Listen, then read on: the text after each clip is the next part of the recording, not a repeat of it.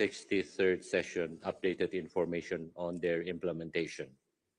In conformity with the confidentiality of the procedure, members of the Council should make no reference in the public debate to the confidential decision and material concerning the country. Now, turning to the urgent debate, Excellencies, distinguished representative, we will now start our urgent debate. As per usual practice, let me begin and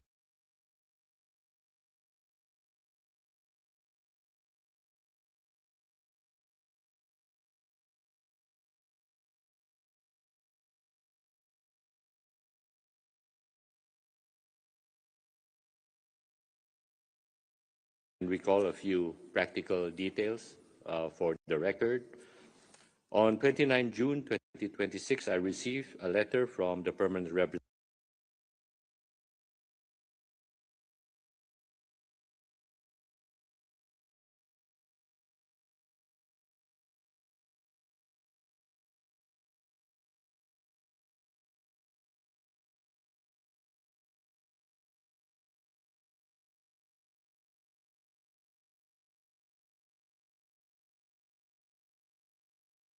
representative of the United Kingdom and Great Britain and Northern Ireland to the United Nations Office and other international organizations in Geneva,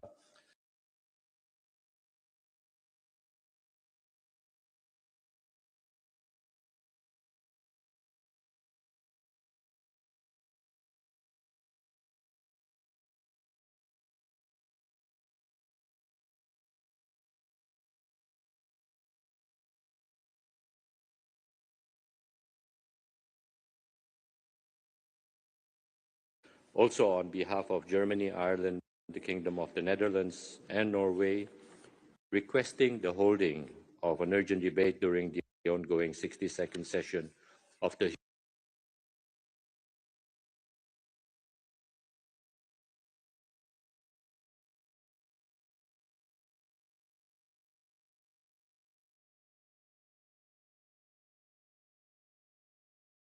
for Human Rights.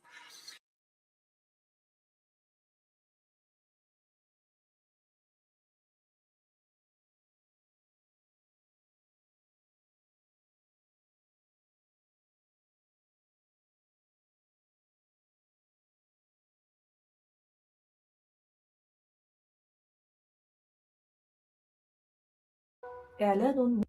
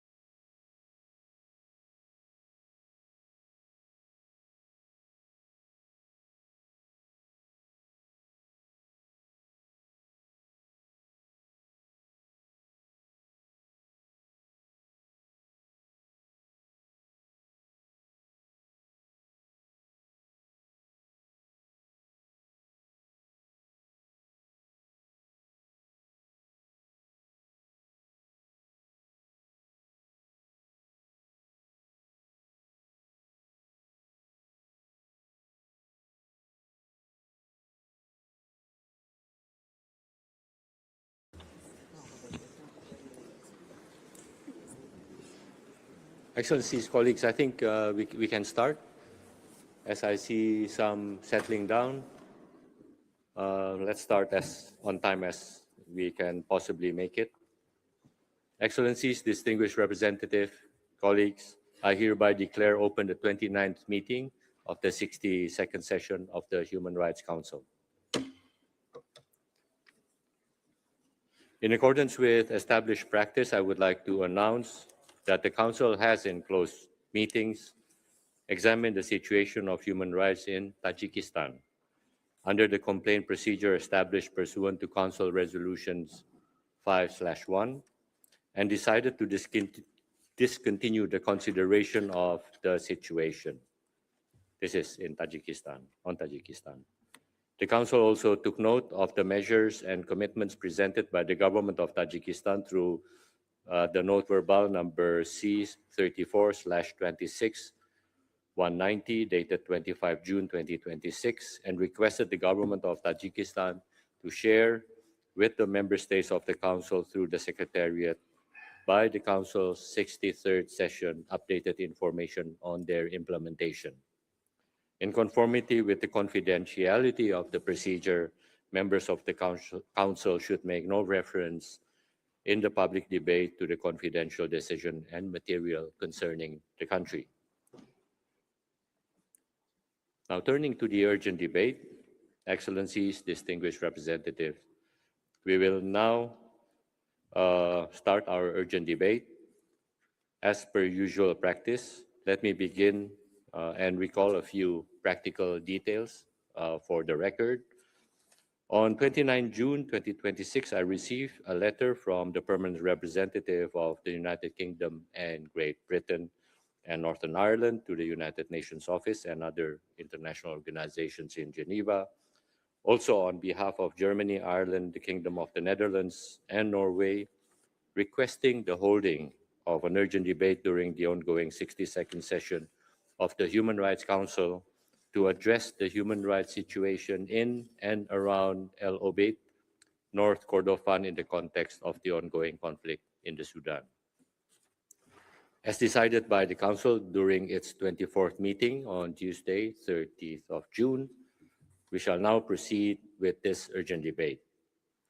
The urgent debate will follow the same format as a general debate and will follow the time-saving measures adopted by the Council on June 30th, 2026. Speaking time will therefore be limited to 1 minute and 30 seconds for all, with 5 minutes for the concerned country. The list of speakers will close in 15 minutes. I now give the floor to Mr. Volker Turk, the High Commissioner for Human Rights, for his statement. You have the floor, sir. Mr. President, Excellencies, distinguished delegates, the signs from Al-Obeid are clear and unmistakable. Another human rights catastrophe is unfolding in Sudan, this time in the capital of the strategic state of North Kordofan. Civilians have been subjected to siege-like conditions for 18 months, battered by relentless drone strikes as the Sudanese armed forces and the rapid support forces battle for control over areas surrounding the city. My office documented 15 drone strikes on Al-Obeid and surrounding areas between 6 and 28 June, which killed at least 45 civilians and injured 41. The actual number of civilian casualties is likely higher. Across the Kordofan region, drones launched by both sides have repeatedly struck markets, schools, fuel stations, water infrastructure, and civilian vehicles. In recent weeks, we documented damage to at least 13 fuel stations in Al-Obeid and Al-Rahad from RSF drones. These attacks and fuel shortages have a compound impact, making it difficult for civilians to access clean water, food, transport, and healthcare, and to communicate with each other and the outside world. Shortages of clean water are reaching a critical point in Al-Obeid. As the rainy season starts, this puts people at risk of waterborne diseases, including cholera. An influx of tens of thousands of people fleeing violence in other parts of Kordofan is straining resources even further. Some people are selling their belongings to finance their escape from the city. For many, the exorbitant cost of transport and constant attacks on vehicles along exit roads make leaving impossible. We have documented patterns of summary executions, abductions, torture and ill treatment, sexual violence and looting along the routes taken by displaced people across the Kordofan region. Those who stay in Al-Obeid are also at risk of arbitrary arrest and detention. People who have fled areas controlled by the RSF and allied forces are frequently accused of collaboration. And all this takes place against a backdrop of rising hate speech. Mr. President, the international community cannot allow a repeat of the widespread atrocities that took place in Zamzam camp for displaced people and in Al-Fashar in North Darfur last year. My office assessed that at least 6,000 people were killed in the span of just 3 days when the RSF captured Al-Fashar. We found the RSF and allied militia committed war crimes and crimes against humanity, including mass killings, summary executions, sexual violence, and torture. These crimes were foreseen with repeated warnings by myself and my office, but they were not prevented. This is not a drill. It is a red alert that needs to land on the desks of heads of state and government around the world. Their phones should be running hot in the coming days and weeks with ideas on how to prevent atrocity crimes in Al-Obeid and in other places in Kordofan, where the same strategies are being deployed. Reports by my office and others, and this urgent debate, call for strong action at the highest level. The UN Security Council needs to fulfill its responsibilities to prevent atrocity crimes. Al-Obeid is a classic case that shows why the use of the veto should be limited, as proposed by France and Mexico more than 10 years ago. All leaders must use their influence to exert pressure on all parties, and particularly the RSF, to stop an offensive on Al-Obeid, to end strikes on civilians and essential infrastructure, to stop the flow of weapons, and to comply with their obligations under international law. There also needs to be accountability for the crimes that have been committed. I welcome the continued engagement of the International Criminal Court on Sudan as a path to that end, in addition to efforts based on universal jurisdiction. The safe and voluntary movement of civilians out of Al-Obeid must be guaranteed. We urgently need a humanitarian pause to allow for the unhindered delivery of food and humanitarian aid into the city and its surroundings.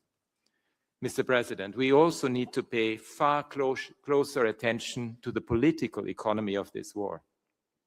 The leaders of the warring parties bear the greatest responsibility for 3 years of appalling suffering, but behind them, domestic and foreign players are benefiting from the carnage.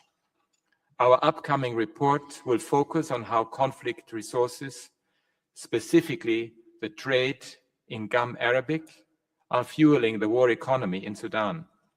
Other key commodities include gold and livestock. My office records and publishes information on business interests in other situations around the world. We are ready to do the same on Sudan. We also need to end the steady supply of weapons from outside the country to all sides, which continues with complete disregard for their use in contravention of international law. Without action to end this, the conflict risks continuing indefinitely. I repeat my call for the arms embargo on Darfur to be extended to the whole country. And I urge concerted efforts by the international community to assume its responsibilities to protect the people of Sudan and support their efforts to build a peaceful, inclusive, and democratic future. Thank you. Thank you. I now give the floor to Mr. George Katrougalos, the Chair of the Coordination Committee of Special Procedures, for his statement by video. Mr. President, Excellencies, distinguished delegates, I have the honor of addressing the Council today on behalf of the Coordination Committee of Special Procedures. We welcome the convening of this special session at a moment of profound urgency for the people of Sudan. More than 3 years since the outbreak of hostilities between the Sudanese armed forces and the Rapid Support Forces, the conflict continues to exact an intolerable human cost. Throughout this period, the special procedures have closely monitored developments in the country, repeatedly warning of escalating violations of international human rights law and international humanitarian law and their devastating consequences for civilians. Today, we are particularly alarmed by the rapidly deteriorating situation in Al-Obeid, North Kordofan. Reports of a significant military build-up, intensified artillery shelling and drone strikes, together with the prolonged siege-like conditions endured by the city's population, point to an imminent risk of another catastrophic assault on civilians. As the High Commissioner recently warned, we have seen this pattern before.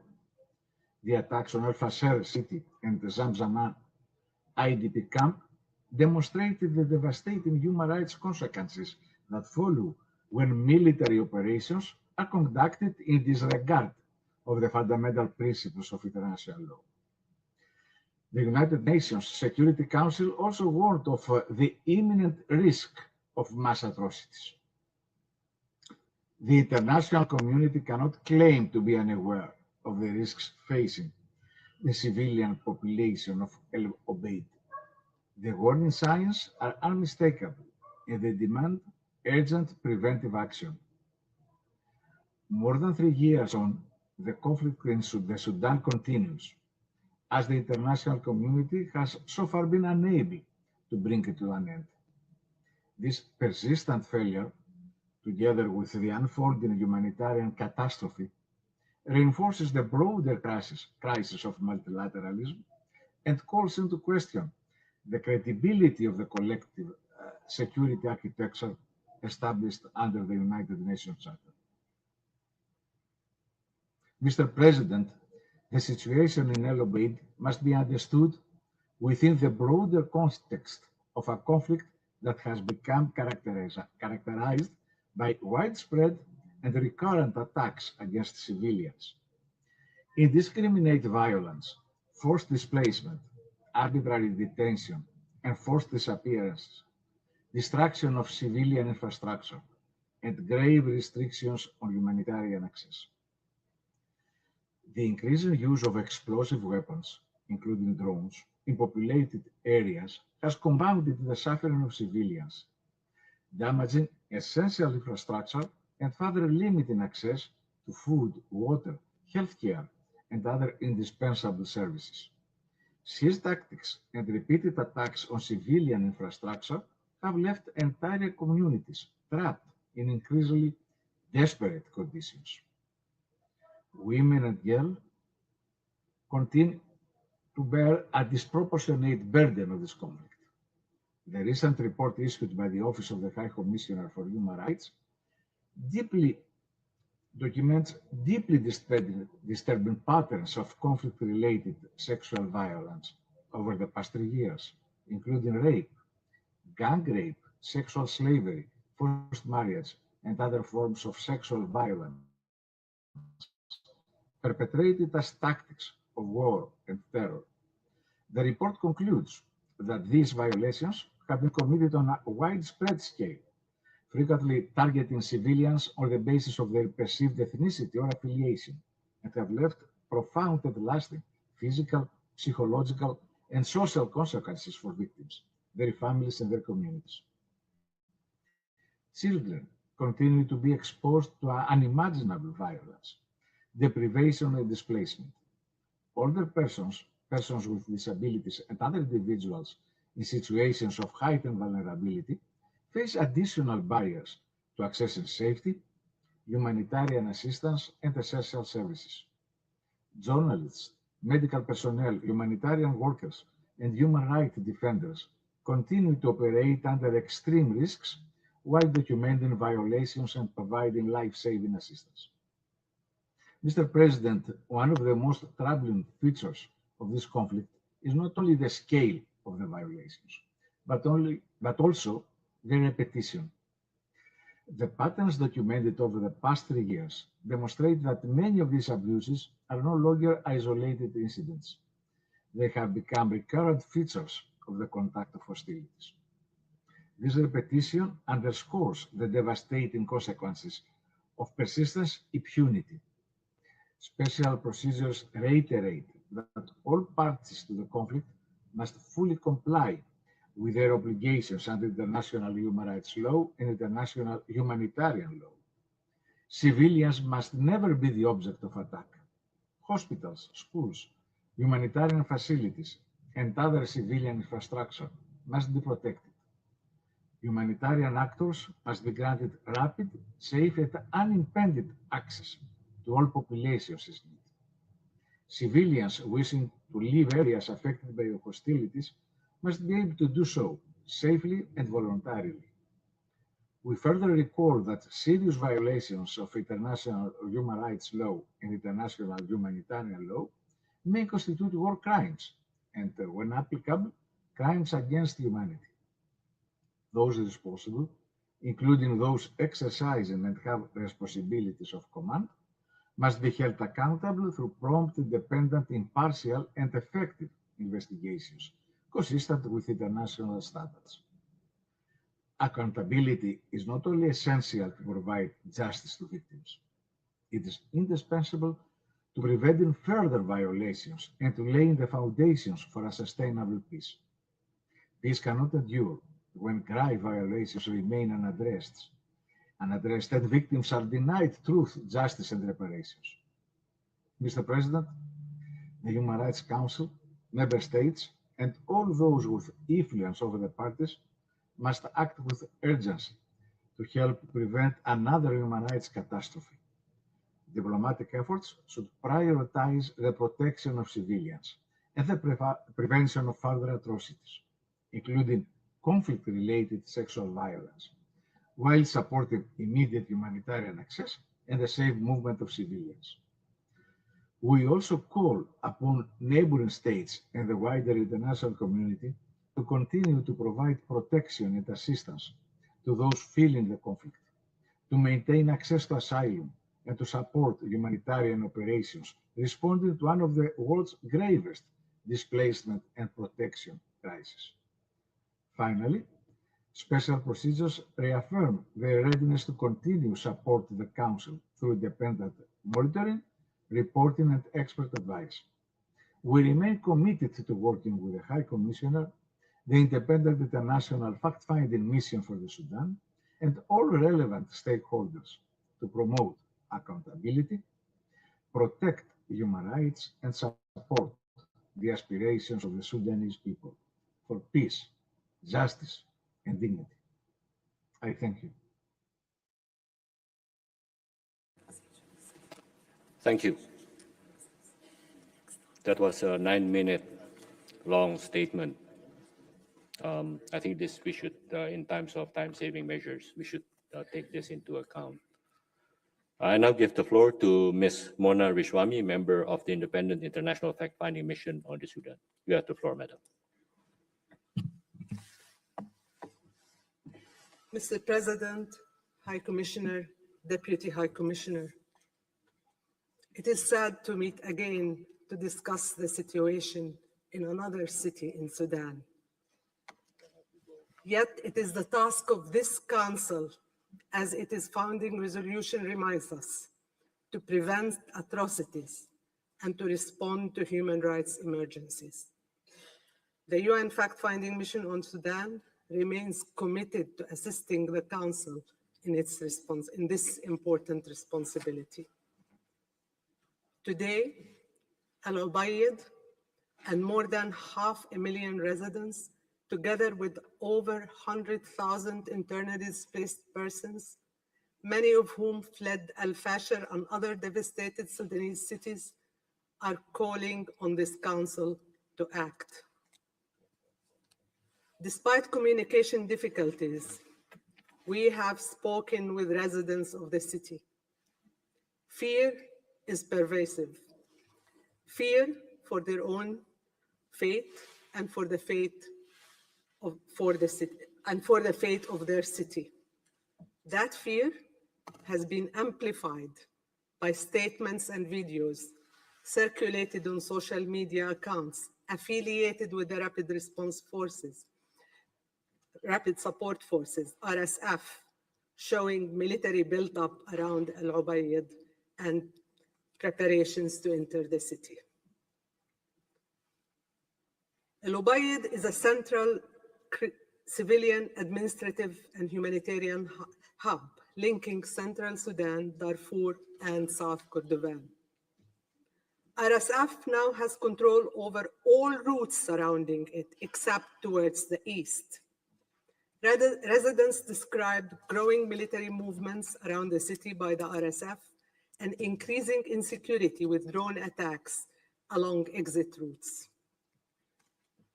Drone attacks by RSF are increasing in and around Al-Obeid, together with targeting power stations, fuel depots, water facilities, transport routes, and military positions. Hospitals, markets, schools, and residential areas have been reportedly struck, causing civilian casualties and disrupting essential services.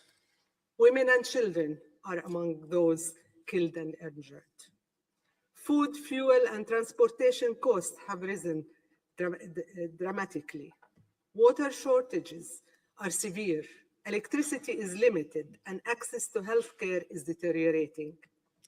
Many households now depend on rainwater collection and communal kitchens.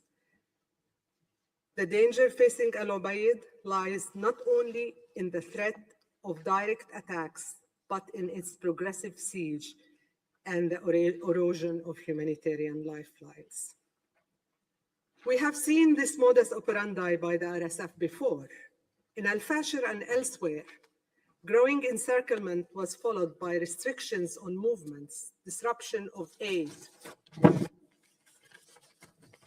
and food supplies, damage to critical infrastructure, aerial and artillery bombardment, and ultimately indiscriminate attacks against civilians. The presence of the Sudanese Armed Forces, SAF, associated military assets, and affiliated forces within civilian areas is compounding fear among the population. All parties must take feasible precautions to protect civilians. SAF and its allies are also increasingly resorting to arbitrary arrest, prolonged detention, and intimidation of individuals suspected of supporting the RSF, including those criticizing the war, advocating for peace, or expressing views on social media. Mr. President, we call on all parties to comply fully with international law, cease hostilities, and protect civilians and civilian objects. The RSF must stop attacks against civilians and civilian infrastructure, including fuel depot, water facilities, transport routes, hospitals, markets, schools, and residential areas. SAF and its allies must avoid locating military personnel and objects within or near civilian areas and stop intimidating civilians. States with influence, particularly those providing drones, military assistance, or other form of support, must use their influence to protect civilians, prevent further escalation, and advance peace efforts. This is not only a humanitarian imperative, it is essential to regional and international peace and security. The people of Al-Obeid are counting on you. We must not fail them. Thank you, Mr. President. Thank you. Now we turn to states, statement by states. And let me just make 2 points. First is that the states that take the floor would be divided along member states and observer states. So we start with member states and then go to observer states. And secondly, before I turn to the country concerned and member states and observer states, please allow me to remind and call on all colleagues to adhere to the language that is commensurate with the dignity inherent to the discussion on human rights issues. I kindly request all speakers to uphold UN standards and use official terminology when referring to countries. Excellencies, distinguished representatives, we will now hear from the country concerned, and I give the floor to Mr. Mohildin Salim Ahmed Ibrahim, the Minister for Foreign Affairs and International Cooperation of the Sudan. Your Excellency, you have the floor. In the name of God, Mr. President, Mr. High Commissioner for Human Rights, distinguished members of the Council, may the peace of God be upon you. On behalf of Sudan government and people, I would like to express to you our appreciation for all the efforts made by this Council and all UN organs as well as international partners in order to send the right message to the terrorist militia that, since it failed to seize power with weapons, has started an open war against the state, the people, the infrastructure and strategic civilian infrastructure. Your distinguished council knows very well that decisions and statements do not mean anything to a criminal militia that boasts about its disregard and disrespect to decisions. What happened in El Fasher is proof of that. The 5 states that have requested the convening of this debate should have taken the shortest way by sending an urgent and strong message to the state that sponsors the terrorist militia and some of the neighbors of Sudan to stop providing advanced military equipment and strategic drones that are now being used to against the city of Al-Obeid and other cities, and to rapidly classify this terrorist group as a terrorist group, since it fulfills all the criteria according to the definition of terror and terrorist acts.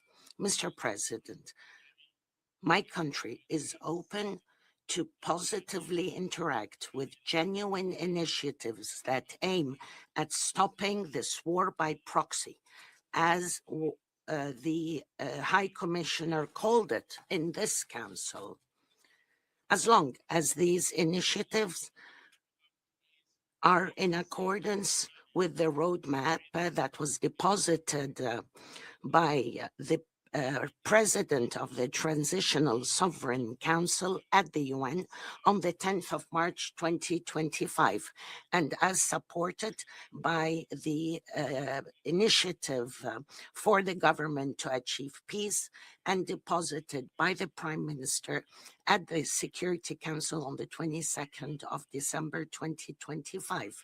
It's based on dismantling the militia and to gather its weapons and collect them in an area to be decided upon, and then to start security arrangements for a ceasefire in accordance with the Sudanese owned political process with the support of the international community. The Sudanese government cooperates with the UN as well as the country office for human rights that was sent to the country upon our request, as well as the designated expert. Protecting human rights is for us a first priority. We are not only responding to external requests, the state and its mechanisms is working to achieve justice and provide remedy to victims and to prevent impunity. On the humanitarian level, we express our gratitude to states that have hosted refugees, and we also refer to the efforts made by the government in spite of the limited resources in order to provide an environment conducive to voluntary return. There are 4.3 million refugees and IDPs in accordance with the reports of IMO. The state is steadfast in providing all that is possible to facilitate and accelerate humanitarian assistance. I thank you. For information, I am from Al-Obeid, this wounded city. It will never fall as long as we are alive. Thank you. Thank you. We will now begin the list of members of the Council, and I give the floor to the distinguished representative of the European Union on behalf of a group of countries. I have the honor to speak on behalf of the EU. Albania, Liechtenstein, North Macedonia, Moldova, and Montenegro align themselves with the statement. We meet at a moment for prevention. The patterns of atrocity documented by the fact-finding mission in its report, Hallmarks of Genocide in Al-Fashir, must not be repeated in Al-Obeid. The EU urges the RSF to halt their assault on Al-Obeid immediately and all parties to cease hostilities and to respect their obligations under international humanitarian law. The primary responsibility for this war and for ending it lies with the leadership of both the SAF and the RSF and their affiliated militias, and with those who arm, finance, and enable them. All external actors supplying weapons or other support must cease immediately, in line with the Berlin Principles for Sudan. Together with our quintet partners, the EU is working to advance an immediate ceasefire. At the Sudan conference in Berlin, the EU and its member states pledged over 800 million euros. Through the EU Special Representative for the Horn of Africa, we are pursuing concrete work on the protection of critical infrastructure. We have reached agreement to expand our sanctions to those who profit from this war. We will continue to support the FFM and the ICC because we must end impunity. States with influence have the duty to exercise it now. The full statement can be found online. Thank you. Thank you. I give the floor to the distinguished representative for Finland on behalf of a group of countries. Mr. President, Mr. High Commissioner, the Nordic Baltic countries are deeply concerned by the risk of large-scale atrocities in Al-Obeid. Intensified RSF drone attacks and SAF counter-operations are killing civilians and putting up to 500,000 people at risk in and around Al-Obeid. RSF encirclement is restricting movement and disrupting essential services, humanitarian operations, and life-saving assistance. Safe, rapid, and unhindered humanitarian access must be ensured. Civilians must be allowed to leave areas of danger voluntarily and without obstruction. Previous patterns of conduct by RSF, as reported by the UN, give serious cause for concern, including ethnically targeted violence, executions, and other atrocities against civilians, including children, with rape being used as a method of warfare. The leadership of the SAF and the leadership of RSF, their affiliated militias and external actors supplying them with arms, bear the responsibility of this war. This war must end. External support that intensifies and prolongs the conflict must stop and all actors with influence must act to prevent further atrocities. The only viable path forward is a durable ceasefire and an inclusive Sudanese-led and owned political process. Thank you. Thank you. I give the floor to the distinguished representative of Ireland on behalf of a group of countries. President, thank you. President, this statement is made on behalf of the Coalition for Atrocity Prevention and Justice for Sudan. The conflict in Sudan continues to devastate the country, resulting in widespread civilian harm, mass displacement, and constraints on humanitarian access and press freedom. In El-Obeid, intensifying drone strikes have killed civilians and damaged critical infrastructure, driving acute shortages. With the start of the rainy season, needs are increasing, while humanitarian personnel face unacceptable attacks. The risk of large-scale atrocities is rising, with 500,000 civilians in grave danger. President, we must act with urgency to address the escalating risk of serious human rights violations and abuses in and around El-Obeid. Today's debate and accompanying resolution send the strongest possible signal that the world is watching. We reiterate our support to the vital work of the UN Independent International Fact-Finding Mission for Sudan.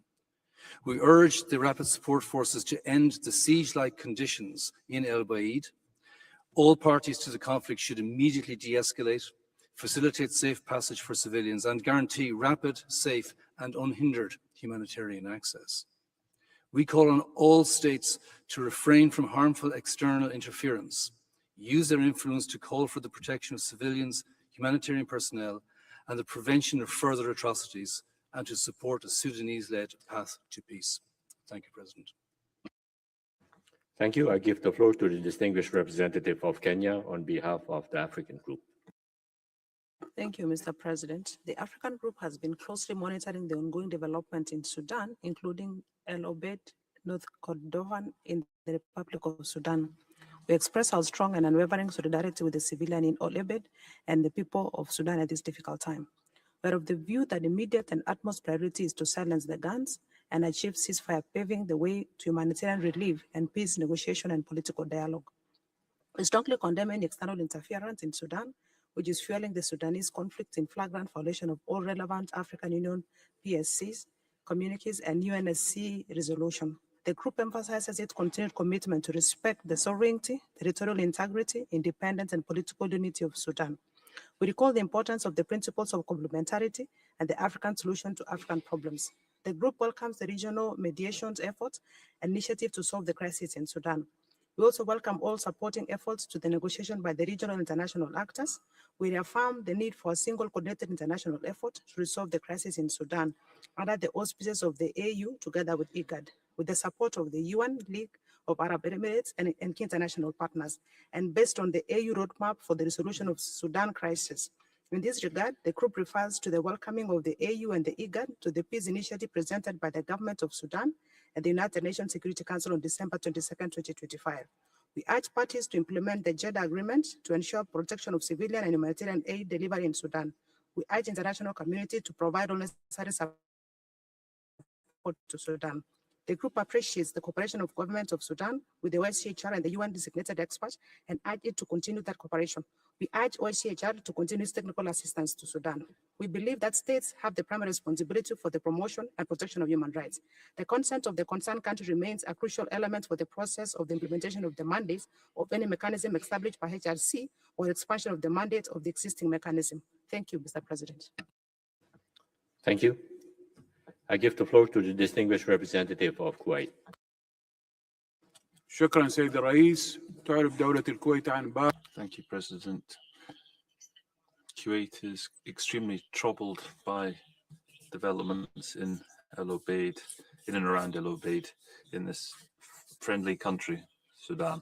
Kuwait condemns the atrocities committed by the RSF and affecting innocents. We condemn against civilians, against civilian infrastructure. Similarly, the obstacles to receiving key services. For us, the best way to address the situation is through a ceasefire and through dialogue. There needs to be an inclusive political process owned by the Sudanese, preserving the sovereignty, unity of Sudan and its independence. We support efforts to reach a peaceful solution, comprehensive solution to this crisis, to meet the aspirations of the Sudanese people for peace.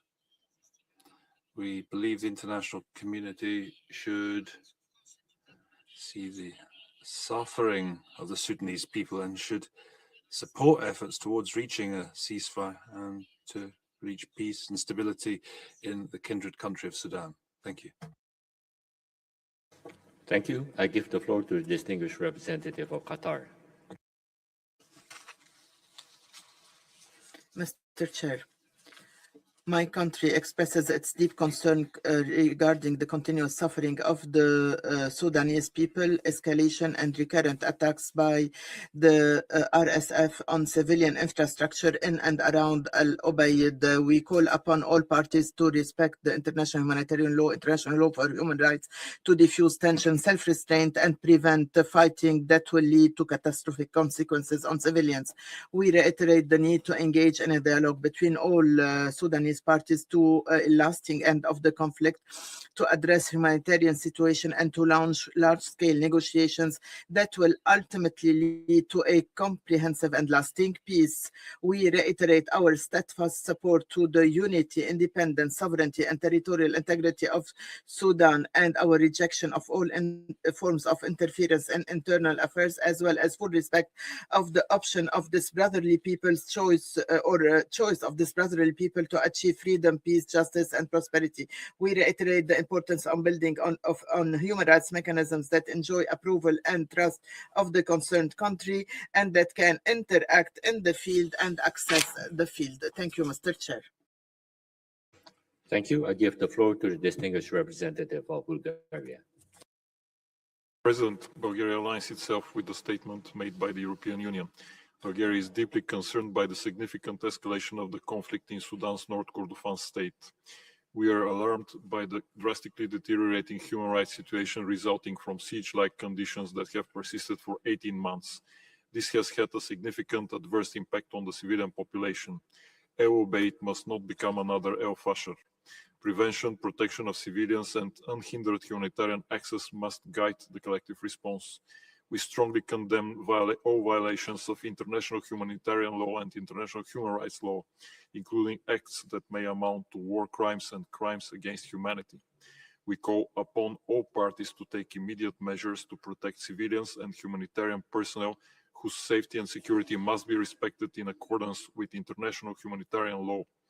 Bulgaria calls for an immediate ceasefire. Bulgaria reiterates its support for the independent international fact-finding mission. Lasting peace in Sudan can only be achieved through the protection of civilians, full respect of international law, accountability for all violations, and an inclusive Sudanese-led political process. I thank you. Thank you. I give the floor to the distinguished representative of Egypt.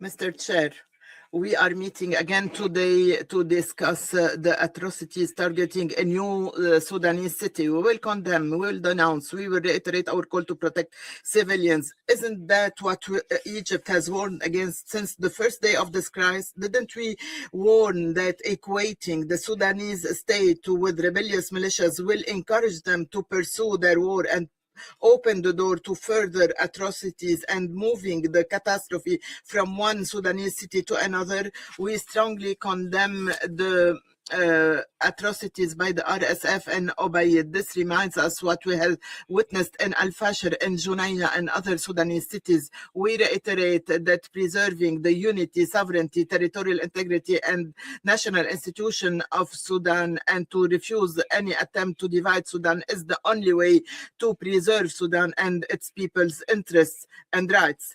The priority today is to achieve a humanitarian truce that will pave the way for a comprehensive ceasefire and a political process that is owned and led by the Sudanese without any foreign interference. This council is requested to have a responsible position based on the mechanisms that enjoy approval and trust of Sudan. This is an indispensable pillar to achieve justice and to protect human rights. Thank you. Thank you. I give the floor to the distinguished representative of Sweden. Okay. I now give the floor to the distinguished representative of Spain. Gracias, señor presidente. Thank you, President, High Commissioner. Spain aligns with the EU statement. We recognise the importance of this urgent debate in preventive work of this Council. With the siege by the RSF over El-Obeid tightening, my country expresses fear that there'll be a repeat of the already documented atrocities committed in El Fasher, including hallmarks of genocide. We condemn intensification of attacks with the growing use of drones against essential infrastructure and against civilians, whose 500,000 inhabitants, as alerted by the High Commissioner, run a high risk of suffering grave mass violations amounting to war crimes and crimes against humanity. We join the call for an immediate cessation of the military escalation against El-Obeid to guarantee compliance with IHL and human rights and to avoid a humanitarian disaster and an imminent massacre. President, we urge the parties to reach a ceasefire to guarantee access to humanitarian aid, respect sovereignty, unity and territorial integrity of the country, and not foster the creation of parallel state structures. We urge them to renew negotiations to promote national, political and civil dialogue aimed at establishing a representative civilian government. Thank you. Thank you. I give the floor to the distinguished representative of Chile. Muchas gracias, señor. Thank you, President. Our delegation welcomes the holding of this urgent debate and the proposed resolution presented in that context. Reports from the zone reflect how disastrous situation in El-Obeid is. 500,000 civilians are at risk of high-scale atrocities. Preventing a repeat of the devastating tragedy of El Fasher, it's crucial for this council, is a top priority for this council. We express our concern at the increasing use of drone attacks on civilian areas, destroying critical civilian infrastructure like hospitals, schools, and universities. We condemn those actions which have left thousands of people trapped in conditions close to siege, denied basic essential services like water and fuel. We also state our strenuous consternation at the impact of this conflict on women and children, who bear the brunt, suffering disproportionately. We condemn the sustained use of sexual violence as a weapon of war, a situation which sadly we see increasingly frequently in current conflicts around the world. Sir, we make an urgent call to the parties to immediately cease hostilities, to guarantee rapid, safe, unimpeded humanitarian access and to abide strictly by IHL and human rights. Similarly, we reiterate the need for perpetrators to be brought to account for the crimes. Thank you. Thank you. I give the floor to the distinguished representative of Japan. Thank you, Mr. President. We would like to express our appreciation for the coordination by the core group and their flexibility throughout the process. Japan is deeply concerned by the reports of the escalation of military mobilization by Rapid Support Forces, RSF, and the allied forces in and around El-Obeid in Sudan.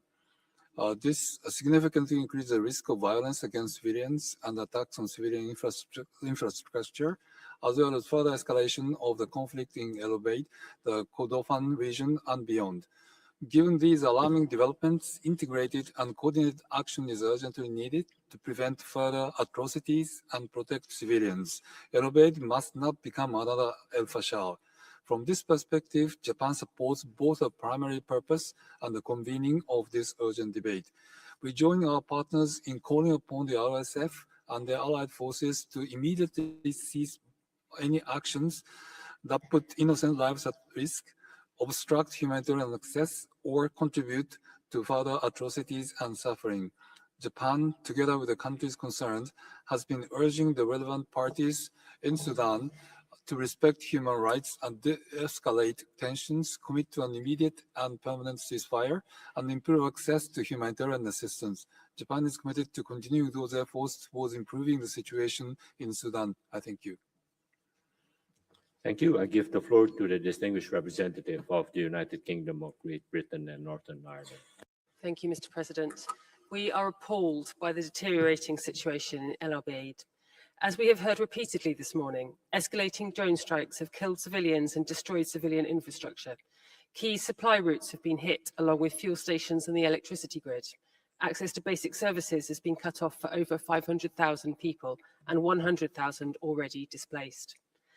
Last year, the world watched in horror as the Rapid Support Forces raped, pillaged and murdered their way through El Fasher. This cannot be repeated. As our Foreign Secretary has warned, El-Obeid is on the precipice of an atrocity that will deepen the wounds already inflicted on Sudan.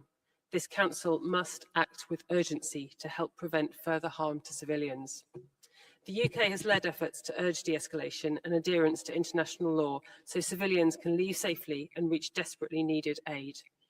This year, the UK is providing £146 million in aid, including £15 million for local responders, ensuring life-saving aid is delivered to the front lines of the conflict. However, aid alone is insufficient. Ending impunity is essential. The fact-finding mission remains vital in establishing accountability for crimes, including any committed in El-Obeid. It must be granted full access across Sudan to carry out its mandate. The violence must end in Sudan. Civilians must be protected. Thank you. Thank you. I give the floor to the distinguished representative of France. Merci. Thank you, President. France expresses its grave concerns at the situation in El-Obeid, where the civilian population are denied access to resources and basic services due to the siege by the RSF. The High Commissioner and the Security Council have both alerted as to the rapid deterioration of the situation on the ground, and we fear commission of mass atrocities. In that context, France urges the RSF to respect international humanitarian law by ceasing their attacks on civilians and civilian infrastructure and putting an end to this strategy of the siege strategy, which is indiscriminately impacting civilians. Immediate, safe, unimpeded access for humanitarian actors to those populations must be guaranteed. The RSF and the Sudanese armed forces are the main ones guilty for this conflict, which has destabilized the country and the whole region for a number of years. The humanitarian situation remains extremely troubling, marked by repeated violations of IHL and international human rights law by the belligerent forces that the fact-finding mission must document. France urges all parties to honor their commitments pursuant to the Jeddah Declaration, to consider confidence-building measures and reach a peaceful settlement of the conflict, the only way to guarantee a return to stability and peace in the region. Thank you. Thank you. I give the floor to the distinguished representative of Indonesia. Mr. President, Indonesia condemns the escalating violence by the RSF against civilians in Al-Obeid, including the internally displaced. We are alarmed by drone attacks on civilian infrastructure, cutting off essential services that Al-Obeid's people depend on to survive. This must end. We urge all states with influence to stop fueling its conflict and instead to support Sudan's path to peace and reaffirm its territorial integrity.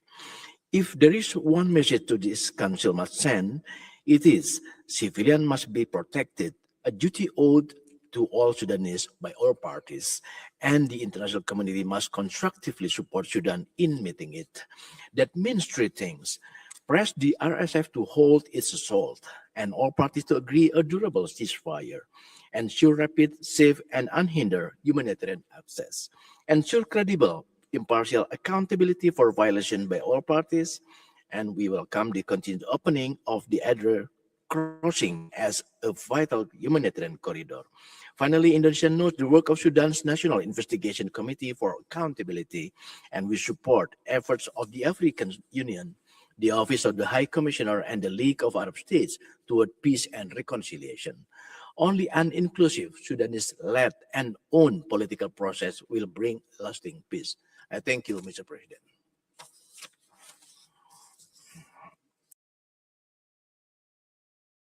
Okay, thank you. Before I continue, just to announce that the list of speakers is now closed. And now I give the floor to the distinguished representative of Kenya.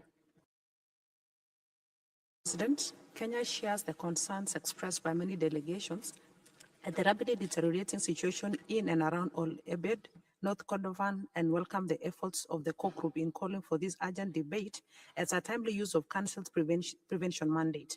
We express solidarity with the people of Sudan, particularly civilians facing siege conditions and displacement and insecurity. We echo the call for an immediate ceasefire by all parties without precondition, and the need for full respect of international humanitarian and human rights law. The protection of civilians, including women and children, must remain paramount, and the attacks against humanitarian personnel and civilian infrastructure must cease. We urge the rapid, safe, and unimpeded delivery of humanitarian assistance, including through cross lines and cross-border modalities, and call on the international community to scale up predictable, sustained, and equitable support to frontline states to address the increasing humanitarian burden and its broader socioeconomic and security impact on the Horn of Africa. Kenya reiterates that there is no military solution. A political resolution remains urgent, anchored in the Sudanese-led, Sudanese-owned process that is inclusive and ensures that the meaningful participation of all stakeholders. We further stress the importance of coherence across international efforts in alignment with AU and IGAD-led initiatives. We emphasize the importance of accountability, pursued in a manner that promotes dialogue and sustains engagement towards long-term stability. Kenya remains committed as a regional actor to support efforts towards de-escalating stability and sustainable peace in Sudan. I thank you. Thank you. I give the floor to the distinguished representative of Slovenia. Thank you, Mr. President. Slovenia aligns itself with the EU statement. We are strongly condemning the reported atrocities and are deeply alarmed with continued escalating violence in Al-Obeid, despite repeated calls for restraint and protection of civilians. Just 8 months ago, the fall of Al-Fashir led to tens of thousands of deaths and widespread ethnic targeting and sexual violence in what the UN fact-finding mission assessed as the hallmarks of genocide. We need to act today to prevent a similar tragedy leading to serious international crimes in Al-Obeid, with women and children bearing the biggest brand of the conflict. The primary responsibility for bringing conflict in Sudan, including in Al-Obeid, to an end, rests with the leadership of both the Sudanese armed forces and the RSF and their affiliated militias, as well as those who provide them with arms, financing, and other forms of support. We call on the RSF to hold its offensive on Al-Obeid immediately. All parties to the conflict and those with influence over them must de-escalate, protect civilians, ensure safe, sustained, and unimpeded humanitarian access, and end all support that fuels the conflict. All violations and abuses must be investigated and those responsible held accountable. I thank you. Thank you. I give the floor to the distinguished representative of South Africa. Mr. President, South Africa thanks the core group for calling this urgent debate, which falls within the mandate of this Council as enshrined in its founding resolution, and joining us to contribute towards the prevention of human rights violations and respond promptly to human rights emergencies. The situation in Al-Obeid requires us to act in accordance with this mandate. Developments there closely mirror the Rapid Security Forces, the RSF's 18-month siege on Al-Fashir, leading to the mass killing of the innocent, which the Council's fact-finding mission characterized as bearing all the hallmarks of genocide. Sadly, the atrocities being committed in Al-Obeid are not new. As the High Commissioner recently warned, we have seen the script before. Beyond Al-Fashir, we saw it at the Zamzam IDP camp and in Al Janaina. As a state party to the Genocide Convention, South Africa is obligated to act to ensure that preventable atrocities should never be repeated. What we need now is action within our mandate to protect the people of Al-Obeid, to ensure humanitarian access, and to press all parties towards a ceasefire. We reiterate that there can be no military solution to the conflict. Those responsible must be held accountable, including those who aid and abet them. All foreign interference and efforts to fragment Sudan must end. The flow of arms must stop, and the guns must be silenced. Above all, the human rights of the people of Al-Obeid must be protected. I thank you. Thank you. I give the floor to the distinguished representative of the Republic of Korea. Mr. President, the Republic of Korea is deeply concerned over continued violence across Sudan, further exacerbating an already dire humanitarian situation. We are particularly alarmed that Al-Obeid, North Kordofan, now faces an imminent risk of large-scale atrocities, as a city already gripped by siege-like conditions is reportedly coming under intensified drone strikes. We condemn these attacks against civilians and civilian infrastructure, including hospitals and humanitarian convoys. As the High Commissioner has warned, we must not allow a repeat of these preventable atrocities.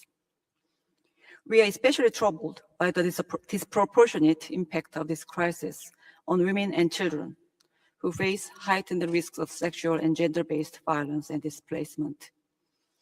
The Republic of Korea once again urges all parties to the conflict to immediately cease hostilities, allow safe and unhindered humanitarian access, and fully comply with their obligations under international law. We also call on external actors to refrain from providing any support that fuels the conflict. Ensuring accountability remains essential. The Republic of Korea supports the mandate of the fact-finding mission, including its urgent inquiry into the situation in Al-Obeid. We remain committed to working with the international community to ease the suffering of the Sudanese people and support the efforts for durable peace. Thank you. Thank you. I give the floor to the distinguished representative of Pakistan. Mr. President, for more than 3 years, the Sudan has remained in the grip of a devastating conflict with civilians bearing the heaviest cost. The situation in and around Al-Obeid is particularly alarming, given reports of substantial rapid support forces reinforcements and the risk of a ground offensive. As noted by the High Commissioner in his statement of 18 June and others, the RSF's record of grave abuses and atrocities in Al-Fashir and elsewhere in the Sudan underscores the imminent risk of mass atrocities.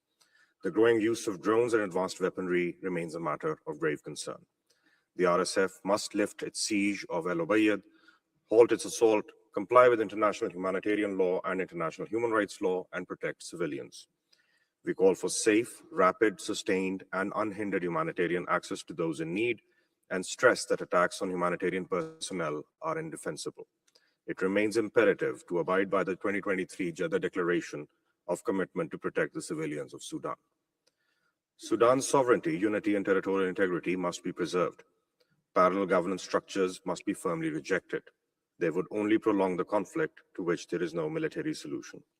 Pakistan welcomes international and regional efforts to achieve an immediate ceasefire and to support an inclusive, Sudan-owned and Sudan-led political process. Thank you, Mr. President. Thank you. I give the floor to the distinguished representative of Mexico. Gracias, señor presidente. Thank you, sir. Mexico expresses its deep concern at the conflict in Sudan, which has been prolonged for over 3 years without any signs of a solution. This has led to a deterioration of the human rights and humanitarian situation, in particular in Al-Obeid. We are facing a crisis which will not allow for a lack of action on the part of the international community.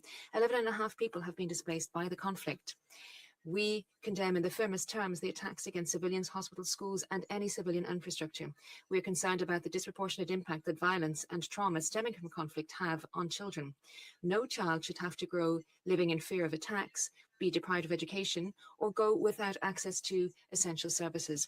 Mexico stresses the need to guarantee safe and unhindered humanitarian access. All parties are compelled to uphold international humanitarian law, human rights, and refugee law, in line with Resolution 1556 of the Security Council. We reject any foreign interference, including the supply of weapons, which has been one of the driving forces of this conflict. Lastly, Mexico restates its support to the sovereignty, unity, and territorial integrity of Sudan, including the right to use freely its natural resources. This is a necessary condition for the enjoyment of human rights. Thank you very much, sir. Thank you. I give the floor to the distinguished representative of Albania. Mr. President, Albania aligns itself with the EU statement. Albania supports the request to convene this urgent debate and also the draft resolution presented by Germany, Ireland, Netherlands, Norway, and UK. My country is deeply concerned by the escalating violence against civilians, civilian infrastructure, and the growing risk of mass atrocity. We call all parties to immediately cease hostilities, respect international humanitarian law, protect civilians, and ensure rapid, safe, and unhindered humanitarian access. There cannot be a military solution to this conflict. Only an inclusive Sudanese own and Sudanese lead political process with support of international partners can bring peace and stability. Accountability must remain central. Albania support the work of fact-finding mission, including collecting documents and preserve evidence. At the critical moment, the Human Rights Council must speak with one voice to protect civilians, support accountability, and reaffirm that serious violation of international law cannot go unanswered. I thank you. Thank you. I give the floor to a distinguished representative of the Netherlands. Thank you, Mr. President. The Kingdom of the Netherlands is alarmed by the imminent threat of RSF result on Al-Obeid. We align ourselves with the statements delivered by the EU and the Coalition for Atrocity Prevention and Justice in Sudan. We would like to highlight one aspect of this crisis, the unacceptable pervasiveness of conflict-related sexual violence in Sudan. Sexual violence used as a weapon of war is a serious violation of international law and may constitute war crimes or crimes against humanity. Such violations must stop. We call on all conflict parties to cease all forms of sexual and gender-based violence. We call for a survivor-centered response with access to medical, psychosocial, and legal support. Holding perpetrators accountable lays the foundation for justice and sustainable peace, and we will continue to support accountability efforts such as the fact-finding mission. But more importantly, we must prevent the terrible harm inflicted on civilians in El Fasher from also befalling the civilians of Al-Obeid. We urge all parties to the conflict to uphold their obligations under international humanitarian law, and those with influence over the parties to use that influence now to prevent further atrocities and destruction. Thank you. Thank you. I give the floor to a distinguished representative of Ghana. Thank you, Mr. President. Ghana is deeply concerned by the escalating violence in and around Al-Obeid and the grave risk of further atrocities against civilians. Like others, we unequivocally condemn attacks against civilians and civilian infrastructure and call on all parties to the conflict, particularly the rapid support forces, to immediately cease hostilities, respect international humanitarian and human rights law, and ensure civilian protection. We underscore the urgency of acting now to prevent a recurrence of the atrocities witnessed in El Fasher. We also stress that the continued flow of arms and external support following the conflict must cease. We underline the necessity for accountability for all war crimes committed in the ongoing armed conflict.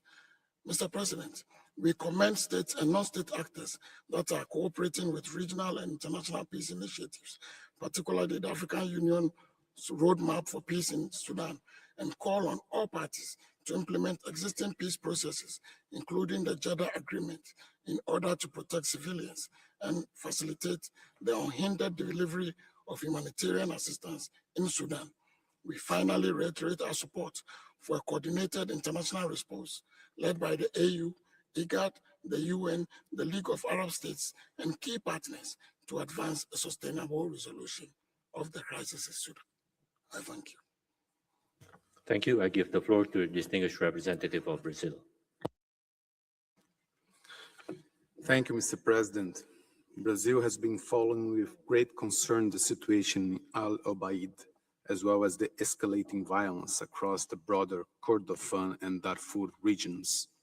We deeply regret that the Human Rights Council must once again convene an urgent meeting to address the ongoing conflict in Sudan, reflecting a lack of progress since the crisis erupted. Brazil strongly condemns the indiscriminate attacks and siege tactics deployed against civilian infrastructure and medical facilities in Al-Obeid. We specifically condemn the widespread reports of sexual violence, arbitrary detentions, and the forced displacement of communities. We reiterate that starvation must never be used as a method of warfare. We call on all parties to immediately lift any blockades, ensure free and unimpeded humanitarian relief to Al-Obeid, and guarantee the absolute protection of humanitarian workers. We recall the strict obligation of all actors to respect international human rights and international humanitarian law. Finally, we reiterate our support for the UN High Commissioner for Human Rights and the fact-finding mission for Sudan. Thank you. Thank you. I give the floor to the representative of the Dominican Republic. Muchas gracias. Thank you very much, President. The Dominican Republic would like to welcome the convening of this urgent debate at a time which is extremely serious for the civilian population in El-Obeid and its surrounding areas. We share the very deep concern voiced by the High Commissioner and by other delegations present here because of the rapid escalation of violence, the deterioration of the humanitarian situation, and the imminent risk that new atrocities will be committed against hundreds of thousands of innocent civilians. We reject in the most categorical, firmest terms the attacks against the civilian population, key infrastructure and humanitarian personnel, as well as restrictions on access to food, water and medical assistance. We would like to join the appeal for an immediate cessation of hostilities and the resumption of an inclusive political process spearheaded by the Sudanese themselves, which would preserve the unity and territorial integrity of the country.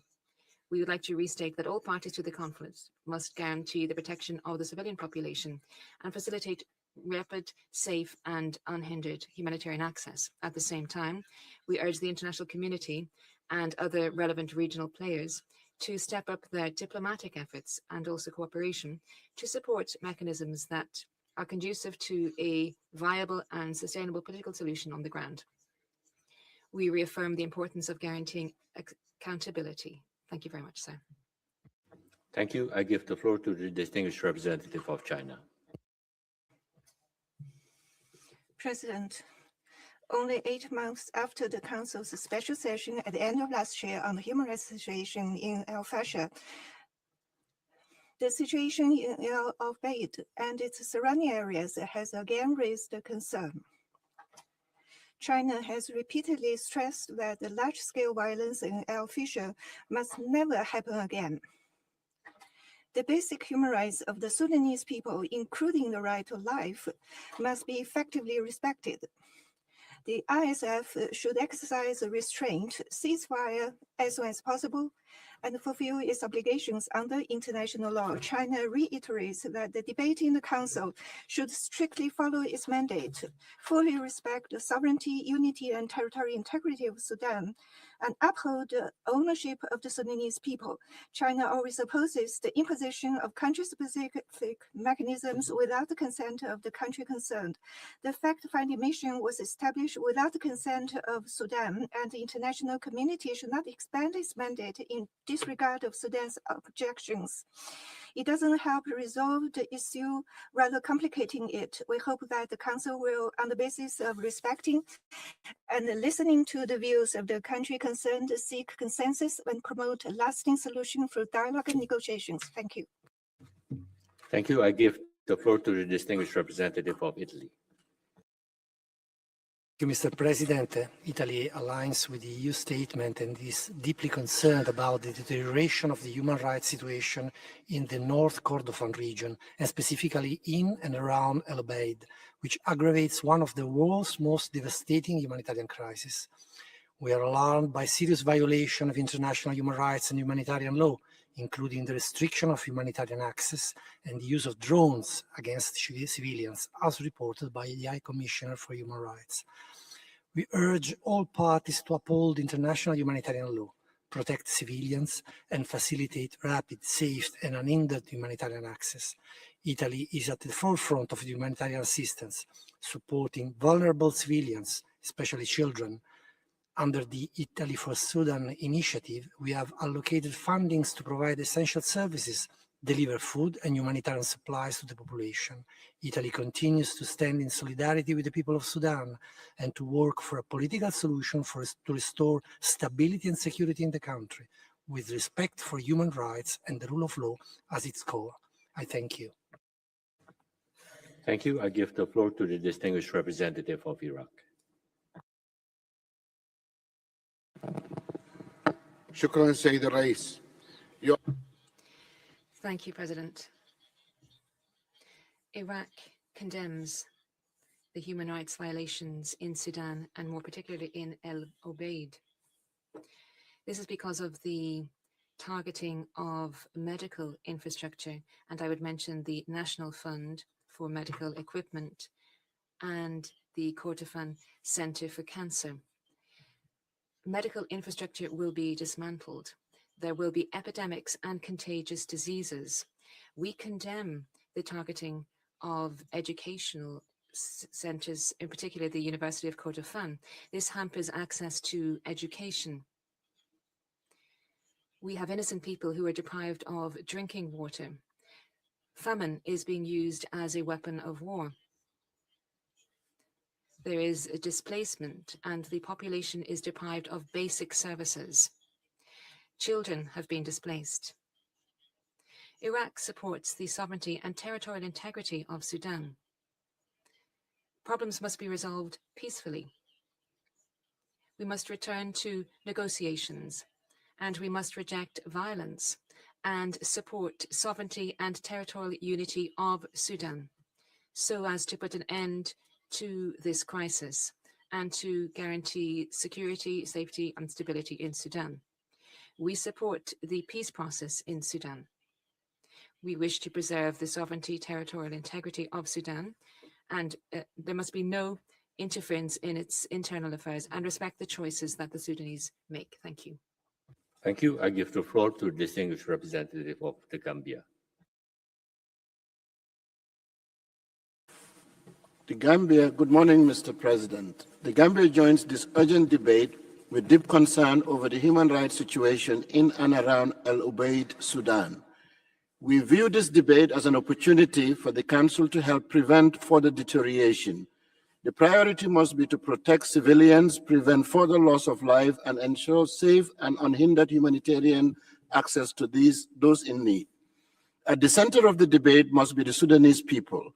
Their right to life, as recognized by the Universal Declaration of Human Rights, must be respected and protected.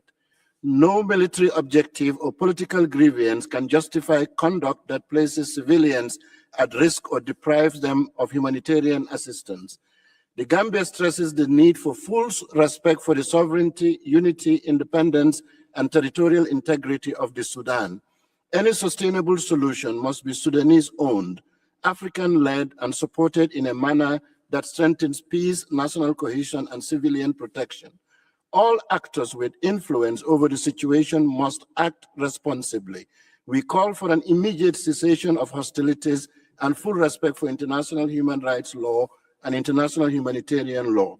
The Gambia also recalls the Banjul Joint Declaration on Sudan of May 2026 as an important African contribution to civilian protection, evidence preservation, accountability, and victim-centered justice, and must be respected and translated into concrete action, and we submit. Thank you. Thank you. I give the floor to a distinguished representative of India. Thank you, Mr. President. We are deeply concerned by the reports of dire humanitarian situation in and around Al-Obeid.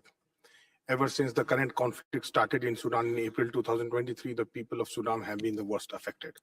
The conflict has caused immense loss of civilian life and wide-scale destruction of property. Heavy fighting, mass atrocities against civilians, and increasing fragmentation of the country are driving displacement and affecting the wider region. Refugee camps are inadequately equipped to handle such a huge scale of mass displacement within the country. The prolonged conflict has resulted in significant contraction in Sudanese economy in absolute terms, with widespread destruction of infrastructure, property, trade, and agricultural production. Sudan's population is facing acute food scarcity, extreme inflation, and leaving millions dependent on humanitarian assistance for survival. India has always attached great importance to its relations with the friendly people of Sudan. We have extended humanitarian assistance to Sudan in the form of medical supplies and food aid, including 27 tons of life-saving medicines and 2,000 metric tons of rice since 2023. These measures reflect India's continued commitment to supporting the people of Sudan during the ongoing conflict and humanitarian crisis. We stand by our friends in Sudan in their time of difficulty. Mr. President, we have consistently underscored the importance of engagement and reconciliation to resolve the conflict in Sudan. We reiterate our call for restraint, dialogue towards peace and stability in Sudan. Thank you. Thank you. I give the floor to the distinguished representative of Cyprus. Thank you, Mr. President. Cyprus aligns itself with the EU statement. We are alarmed by the unfolding situation in Al-Obeid and stress the imperative of preventing a repetition of Al-Fasher and the mass atrocities committed against innocent civilians. We call for the immediate cessation of hostilities throughout Sudan and for the protection of all civilians as foreseen under international humanitarian law.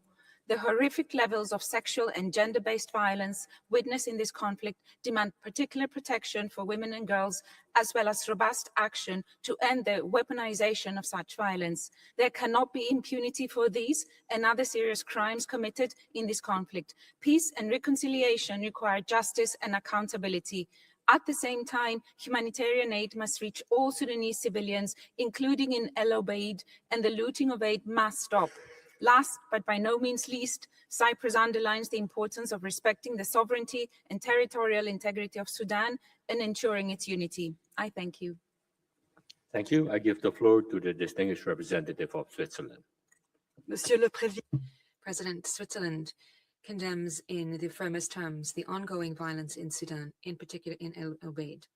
The repeated attacks by the Rapid Support Forces and their allies, including through the use of armed drones, violate international humanitarian law and worsen an already catastrophic situation marked by multiple human rights violations. We call on all parties to the conflict to immediately put an end to the violence and attacks against civilians. We can no longer remain silent as regards the role played by foreign actors fueling the conflict, as recalled by the Deputy High Commissioner in January last. Foreign powers provide various forms of military support which prolong hostilities and contribute to violations which have been broadly documented, including war crimes and crimes against humanity. And as has been pointed out by the fact-finding mission on Al-Fasher, these atrocities show distinctive signs of genocide. We call on foreign actors to immediately cease any military support, including by providing personnel, and to use their influence so as to prevent new atrocities. We would also recall the obligation to prevent, which is incumbent upon state parties who are party to the Convention on Genocide, and we support the extension of the arms embargo of the Security Council across the country, the Sudanese territory. Switzerland underscores finally that the perpetrators of international crimes must be responsible and held responsible for their acts before the justice system. I thank you. Thank you. We shall now proceed with the list of observers of the Council, and we begin with the distinguished representative of Belgium. Thank you, Mr. President. My delegation aligns itself with the EU statement. Belgium supports this urgent debate on the situation in Al-Obeid.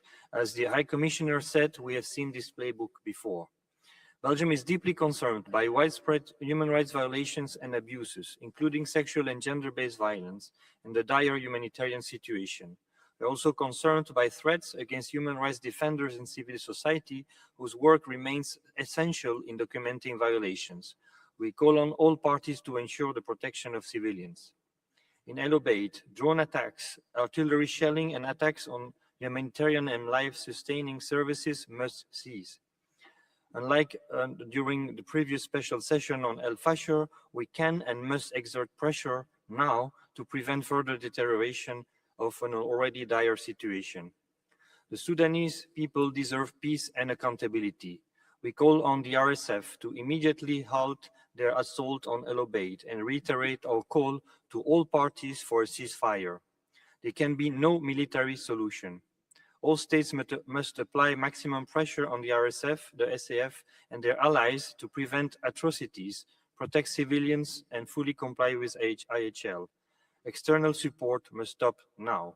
Finally, Belgium fully supports the mandate of the FFM and calls on all parties to cooperate with it and with international accountability mechanisms. I thank you.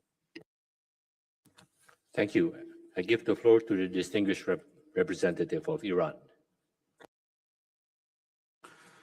Thank you, Mr. President. The Islamic Republic of Iran expresses its deep concern over the worsening human rights and humanitarian situation in and around Al-Obeid. as the conflict in Sudan continues to spread. The world's failure to respond effectively to the tragedy in Sudan has allowed this catastrophe to move from one city to another. After the grave violations in Al-Fashir and Darfur, North Kordofan, and its capital, Al-Obeid now faces the same alarming pattern. Iran strongly condemns the continued supply of arms, financial, logistical, and military support, including advanced drone capabilities, and the recruitment and training of fighters to the rapid support forces by certain external actors. We call for the full respect for international humanitarian law, accountability for all external actors fueling this conflict, and equal treatment of all crises without double standards. Iran reaffirms its unwavering support for the sovereignty, independence, territorial integrity, and unity of Sudan, rejects any form of foreign interference, including any attempt to impose a situation of dual governance, and stresses that only a Sudanese-led solution can secure lasting peace and stability. I thank you. Thank you. I give the floor to the distinguished representative of Austria. Thank you, Mr. President. Austria aligns itself with the EU statement. Austria is gravely alarmed by the rapidly deteriorating human rights situation in El-Obeid and the imminent risk of mass atrocities. We echo the High Commissioner's warning that the pattern of violence witnessed in El-Fashir and Samsam must not be repeated.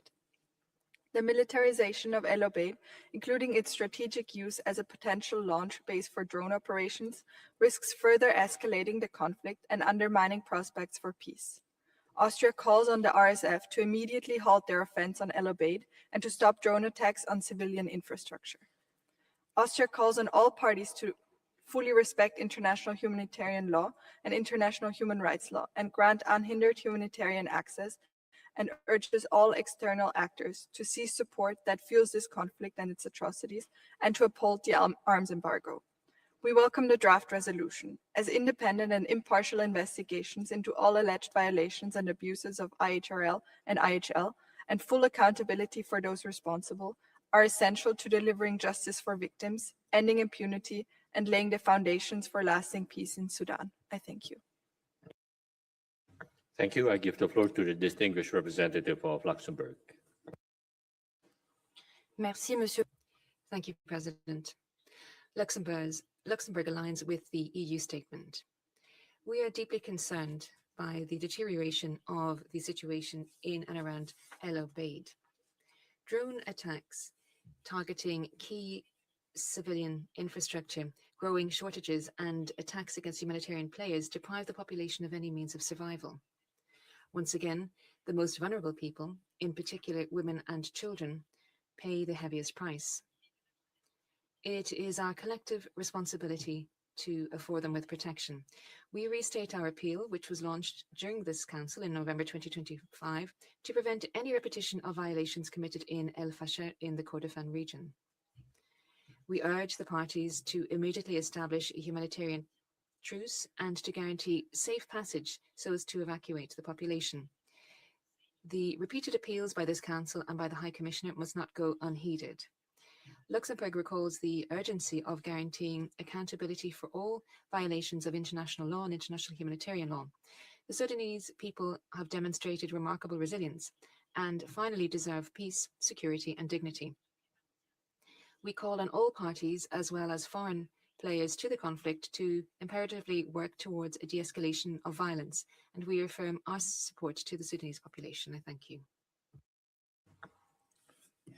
Thank you. I give the floor to the distinguished representative of Liechtenstein. Mr. President, Liechtenstein is gravely concerned by the escalating violence and rapidly deteriorating humanitarian situation in and around El-Obeid. 18 months of siege-like conditions, reports of a significant buildup of rapid support forces and allied forces, intensified drone strikes, and artillery shelling point to an imminent risk of further mass atrocities against civilians. The horrors documented in Al-Fashir and Samsam IDP camp, as vividly recalled at the beginning of this meeting, must not be repeated in El-Obeid. International humanitarian and human rights law is not optional. Liechtenstein calls on all parties to immediately halt attacks against civilians and civilian infrastructure, allow safe, rapid, and unhindered humanitarian access, and ensure safe passage for those seeking protection. We further reiterate our grave concern about external interference sustaining this conflict. The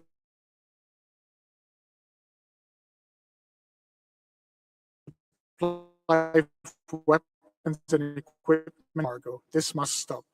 The states providing such support bear direct responsibility for its consequences. This Council must act with urgency to prevent further atrocities, strengthen accountability, support the work of the fact-finding mission, and underscore the potential role of the International Criminal Court in ending impunity. I thank you, Mr. President.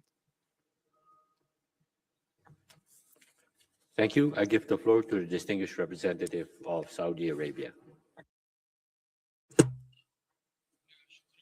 Thank you, Mr. President. Since the start of the conflict in the Sudan, our kingdom has worked based on our responsibility vis-à-vis the brothers in Sudan, and we have made diplomatic efforts that led to the signing of the Jeddah Declaration in May 2023 in order to protect civilians, non-obstruction of humanitarian assistance, and respect of IHL and international law. Our priority is to achieve stability in the Sudan, to achieve an immediate ceasefire, and to protect the institutions of the Sudan. Dealing with the crisis in the Sudan needs a Sudanese political process that enhances the national institutions and respects the sovereignty of the Sudan. We express our concern at the buildup of the RSF and their siege of Al-Obeid. We warn of the repetition of atrocities. We refuse any illegal measures that undermine the unity and sovereignty of Sudan. We welcome regional and international efforts to put an end to the crisis, and thank you. Thank you. I give the floor to the distinguished representative of UN Women. Thank you, Mr. President. UN Women is deeply concerned by the escalating risk of mass atrocity in and around Al-Obeid. Intensifying hostility, growing displacement, shrinking humanitarian access, and rising protection risks are placing civilians, especially women and girls, in increasing danger. Further escalation could have devastating consequences for civilian protection, humanitarian operation, and stability across Kordofan and beyond. Entire communities are facing unimaginable hardship. Women and girls are exposed to heightened risk of gender-based violence, while access to life-saving health and protection services continues to deteriorate. We call all parties to prioritize three actions. First, reaffirm the protection of civilians and demand full respect for international humanitarian and human rights law, including accountability for conflict-related sexual violence and other grave violations. Second, call for safe, sustained, and unhindered humanitarian access alongside strengthening gender-responsive protection services for women, girls, and other groups facing heightened risk. Third, recognize and invest in the leadership of Sudanese women's and local women's organizations whose frontline work is essential for protection, humanitarian response, and building pathways towards sustainable peace. I thank you. Thank you. I give the floor to the distinguished representative of Belarus. Thank you, President. Discussing country situations in the Human Rights Council and adopting relevant decisions should take place with fully taking into account the position of the state concerned, which represents the interests of its people. It's important for heightened international attention to the situation in Sudan be very soon aimed at bolstering the capacities of the government to stabilize the situation, improve the humanitarian situation, and provide for the primary needs of its population, including for IDPs and refugees. Attempts to force on the government cooperation with any kind of non-consensual mechanisms runs counter to the principles of international cooperation based on sovereign equality of states. We reiterate the position of Belarus against country resolutions and politicized mandates which are not supported by the country concerned. We urge the international community to devote undivided attention to humanitarian activities and assistance to the population of the country, including through food assistance and rebuilding infrastructure. I thank you. Thank you. I give the floor to the distinguished representative of Algeria. Mr. President, today's debate on the situation in another Sudanese city serves as a stark reminder of our collective failure. Our collective failure to prevent what has now become the major humanitarian tragedy worldwide. Our collective failure to shield the victims in Sudan and to protect their country from the mounting external interferences. And last but not least, our collective failure to champion dialogue over confrontation, mediation over interference, and reconciliation over division. For Algeria, today is the day to reaffirm the fundamental imperatives that must guide any genuine effort for the sake of peace in Sudan. First and foremost, uphold Sudan's sovereignty, national unity, and territorial integrity, while rejecting all attempts to fragment the country and its institutions. Secondly, condemn all those that continue from outside to fuel violence, to deepen the suffering, and to undermine every prospect for peace. Thirdly, and lastly, work towards a Sudanese-led and Sudanese-owned political process that brings together all sons and daughters of Sudan to chart their own future through dialogue, unity, and reconciliation. I thank you, Mr. President. Thank you. I give the floor to the distinguished representative of Jordan. Bismillah ar-Rahman ar-Rahim.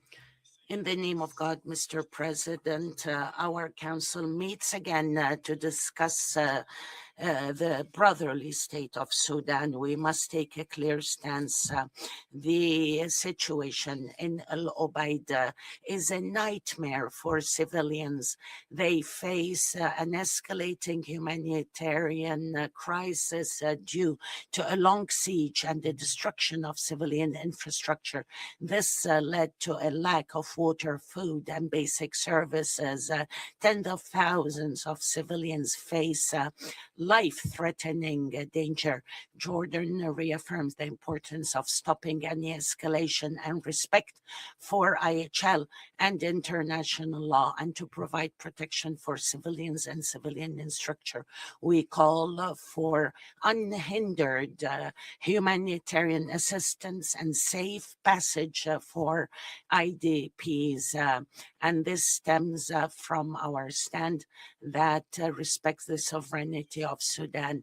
We call on the international community to put an end to the crisis, and that would provide a safe future for Sudan. The Council has an important mandate.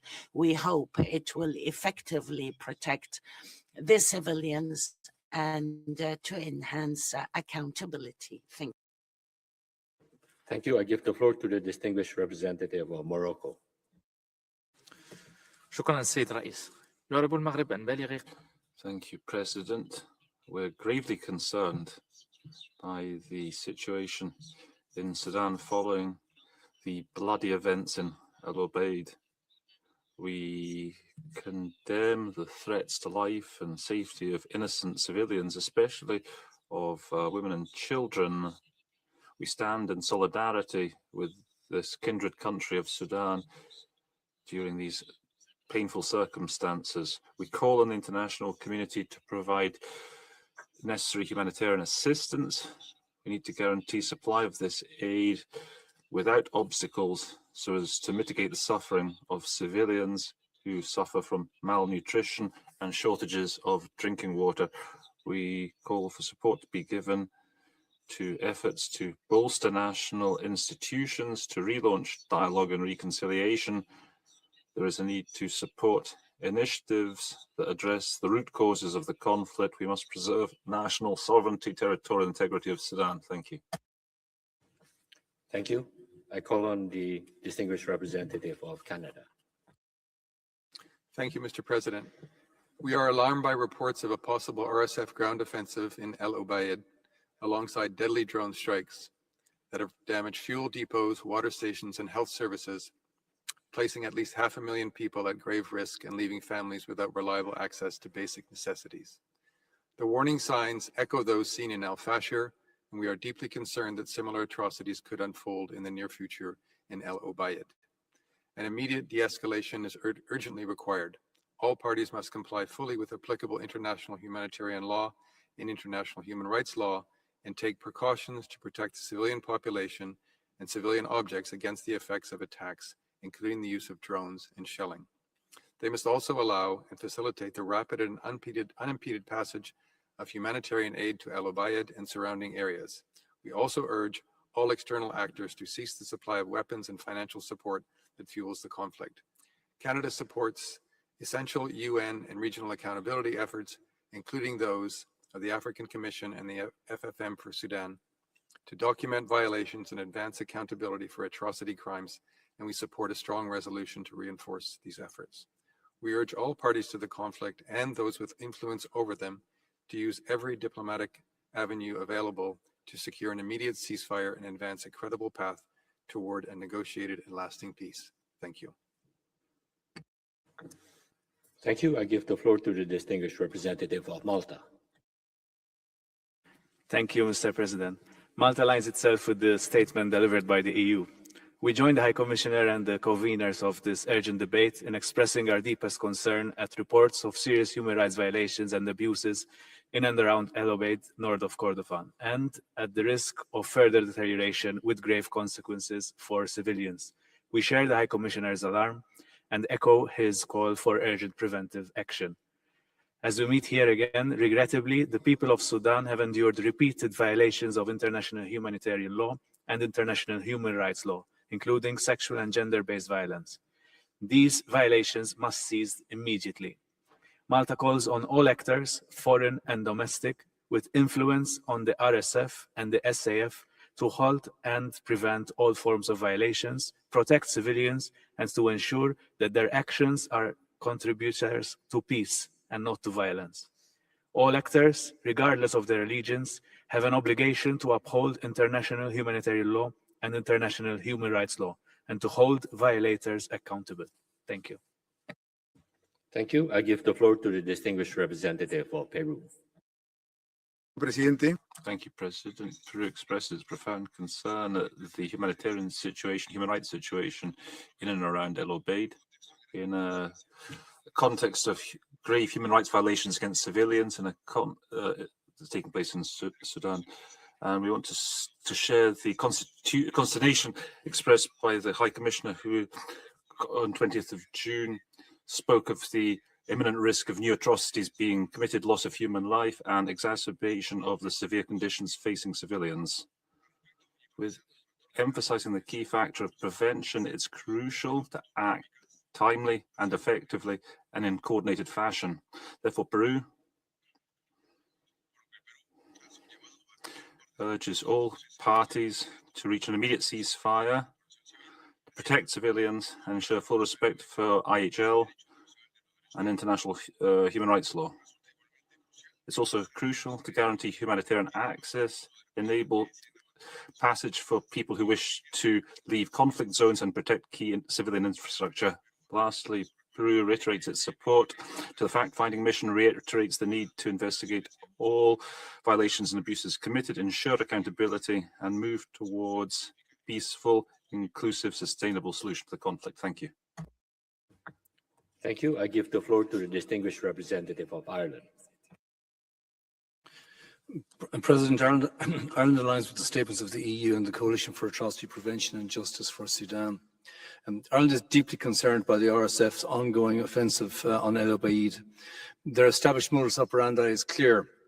If El-Obeid falls, there is a grave risk of mass atrocities being committed against civilians, including widespread and systematic conflict-related sexual and gender-based violence. Ireland strongly condemns the pervasive and deliberate targeting of the civilian population and critical infrastructure, including through the increasing use of drone strikes. Throughout this conflict, the RSF has used starvation as a method of warfare, with El-Obeid enduring recurring siege-like conditions for over 3 years now.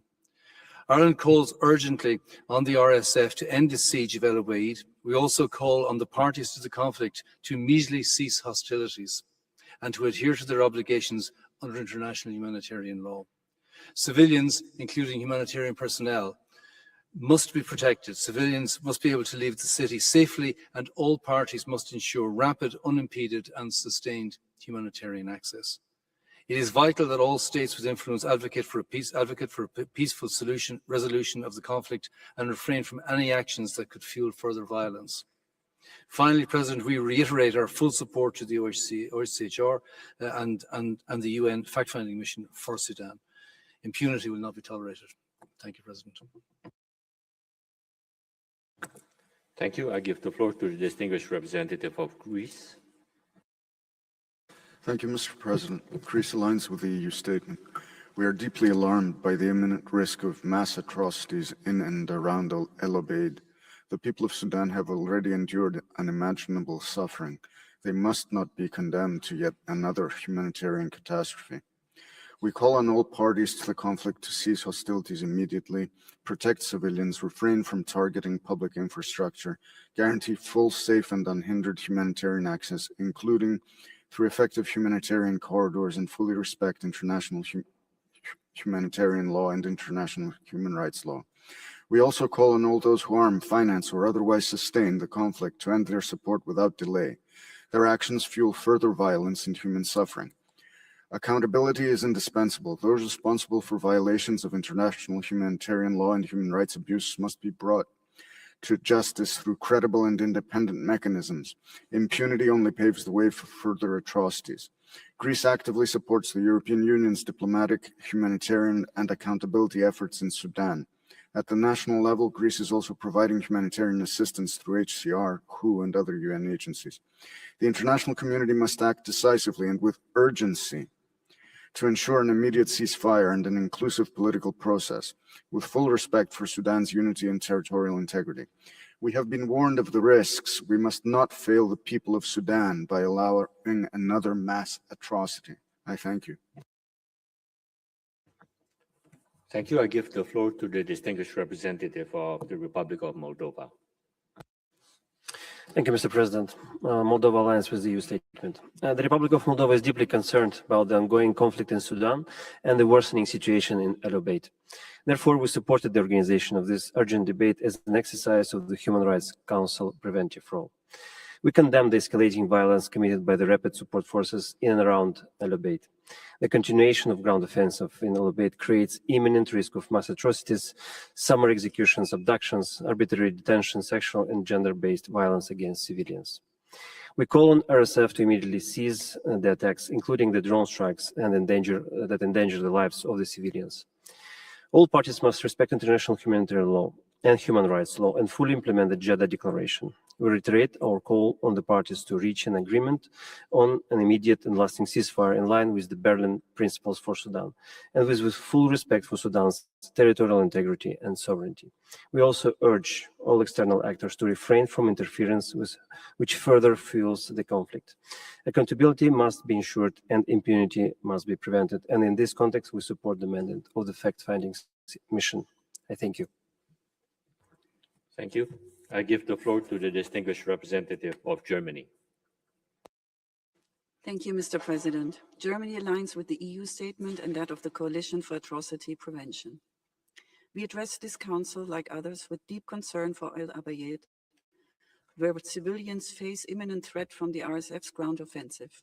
We welcome that the council comes together today to address this situation with the aim of preventing further violence. The High Commissioner's warnings of mass atrocities must be heeded. We cannot allow another El Fasher. Germany urges the RSF to halt its assault and all parties to cease hostilities. Civilians must move safely and attacks on hospitals, water supplies, and humanitarian aid must stop. Such acts violate international humanitarian law and may constitute war crimes. The responsibility to end this war lies with the SIF and RSF leadership, as well as those who arm or finance them. Nobody should ignore the obligations under international human rights and humanitarian law. We urge all external actors to cease support for this conflict immediately, as agreed upon in the Berlin Principles.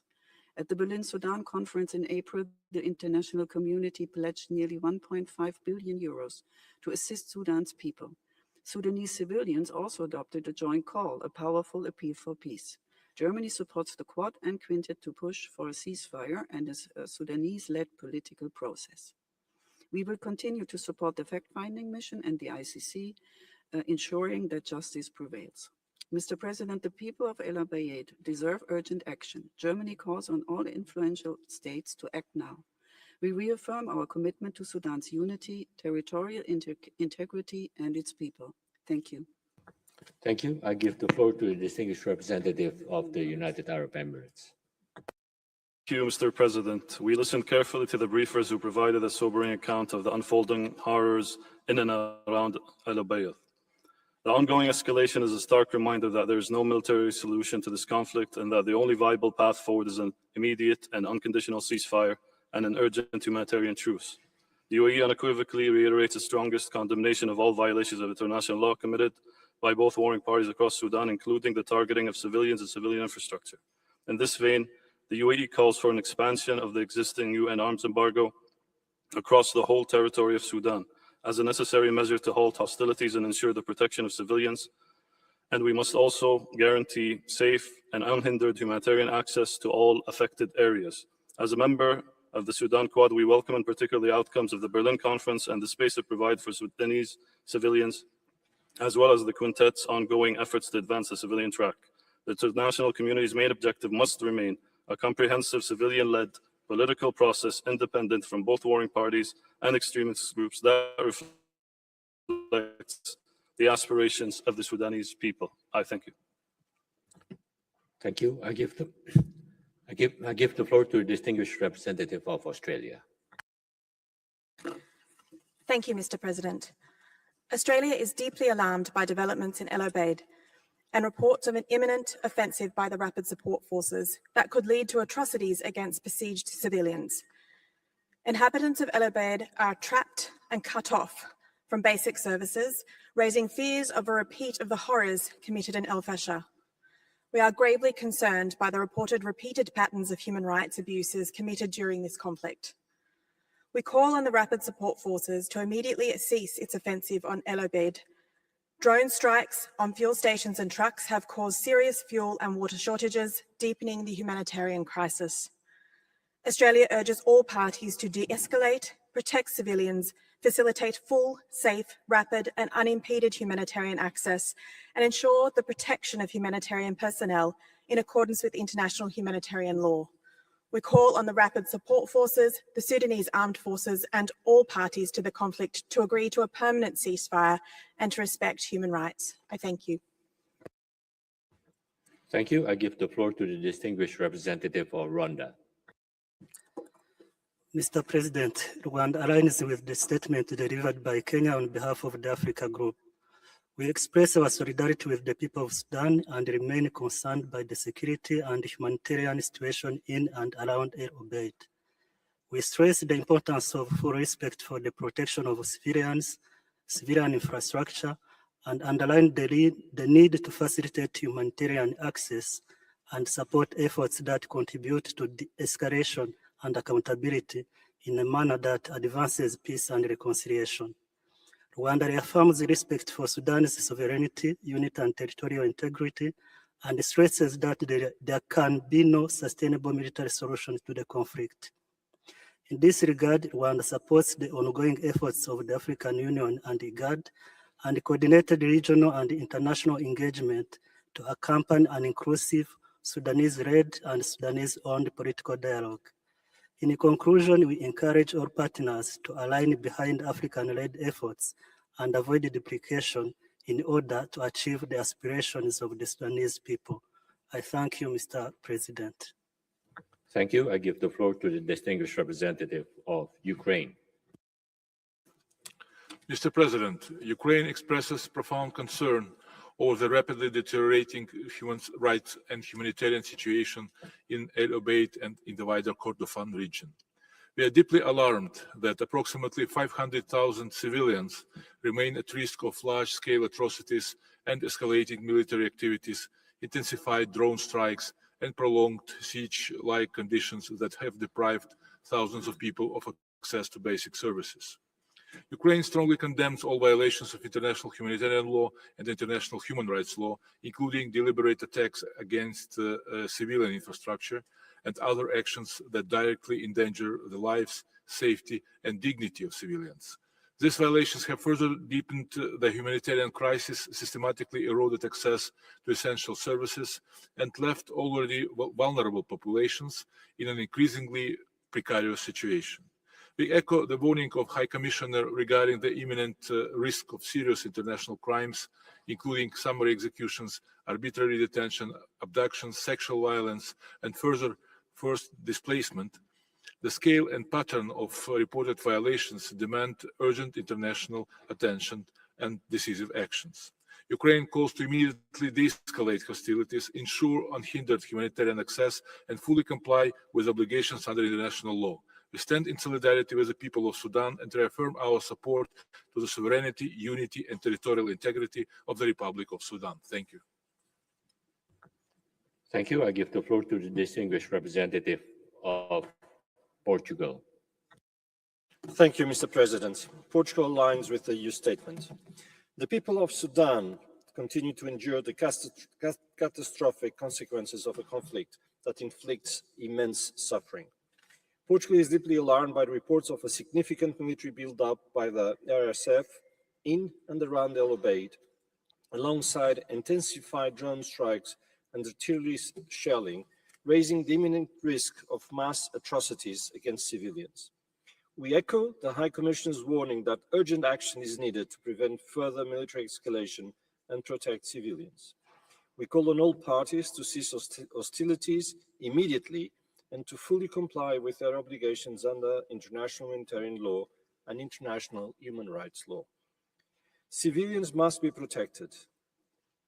Rapid, safe, and unhindered humanitarian access must be ensured, and all allegations of violations and abuses must be thoroughly investigated so that those responsible are held accountable.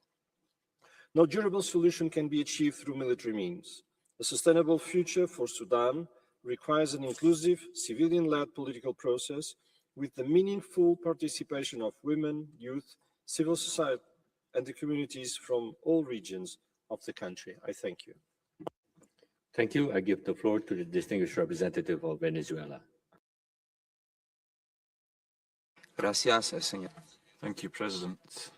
The Bolivarian Republic of Venezuela expresses its solidarity with the Sudanese people in the face of the conflict in Al-Obeid. We profoundly regret the loss of human life and the delicate humanitarian situation.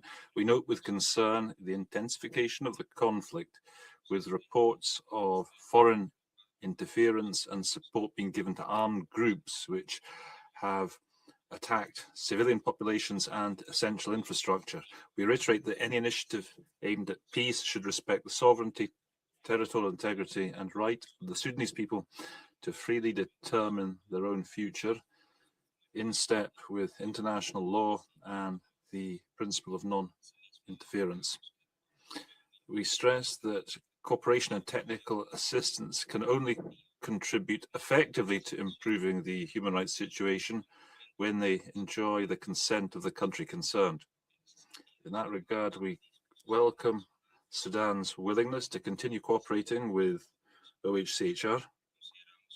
We believe that it's only through dialogue and genuine cooperation that we can build lasting peace for the benefit of the Sudanese people and of their human rights. Thank you. Thank you. I give the floor to the distinguished representative of Turkey. Sudan's unity, territorial integrity, sovereignty, and independence are the basic tenets of our principled approach to the region and Africa. Most recent and continued attacks on Al-Obeid by the RSF militia cause further escalation and aggravate the suffering of the Sudanese people. We are deeply alarmed by deteriorating humanitarian situation and violations of IHL. We join international community's call for an end to violence in and around El-Obeid. However, we believe a corrective is imperative on the part of us, the international community. We join others who underscore that there are no two equal sides to this.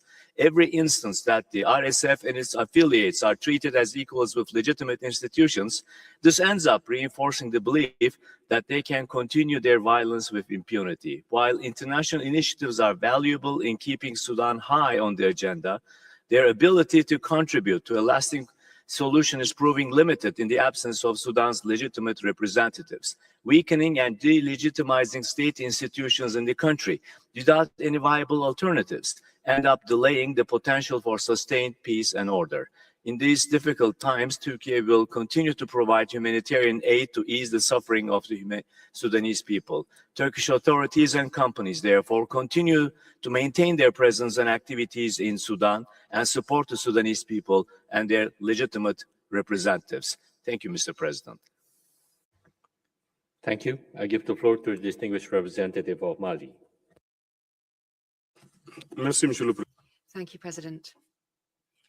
Mali thanks the Human Rights Council for organizing this urgent debate and would like to commend those who've initiated it. My delegation would point out that the human rights situation in Al-Obeid, the capital of North Kordofan, is quite alarming. Under the threat of a siege of terrorist forces, the city, which hosts displaced persons fleeing violence and in its surrounding areas, is facing extremely difficult living conditions, with families living in precarious camps deprived of basic social services. Furthermore, Mali is alarmed by the information which reports that there's been a step up in attacks against key civilian infrastructure by terrorist attacks, and these attacks were targeted against hospitals, schools, and sites hosting displaced persons. My delegation urges the Sudanese government to expedite the implementation of the peace initiative presented to the Security Council on the 22nd of December 2025. To conclude, Mali reaffirms its ongoing commitment to uphold sovereignty, territorial integrity, the independence and political unity of Sudan, and expresses its solidarity to the government and to the Sudanese people. I thank you. Thank you. I give the floor to the distinguished representative of Chad.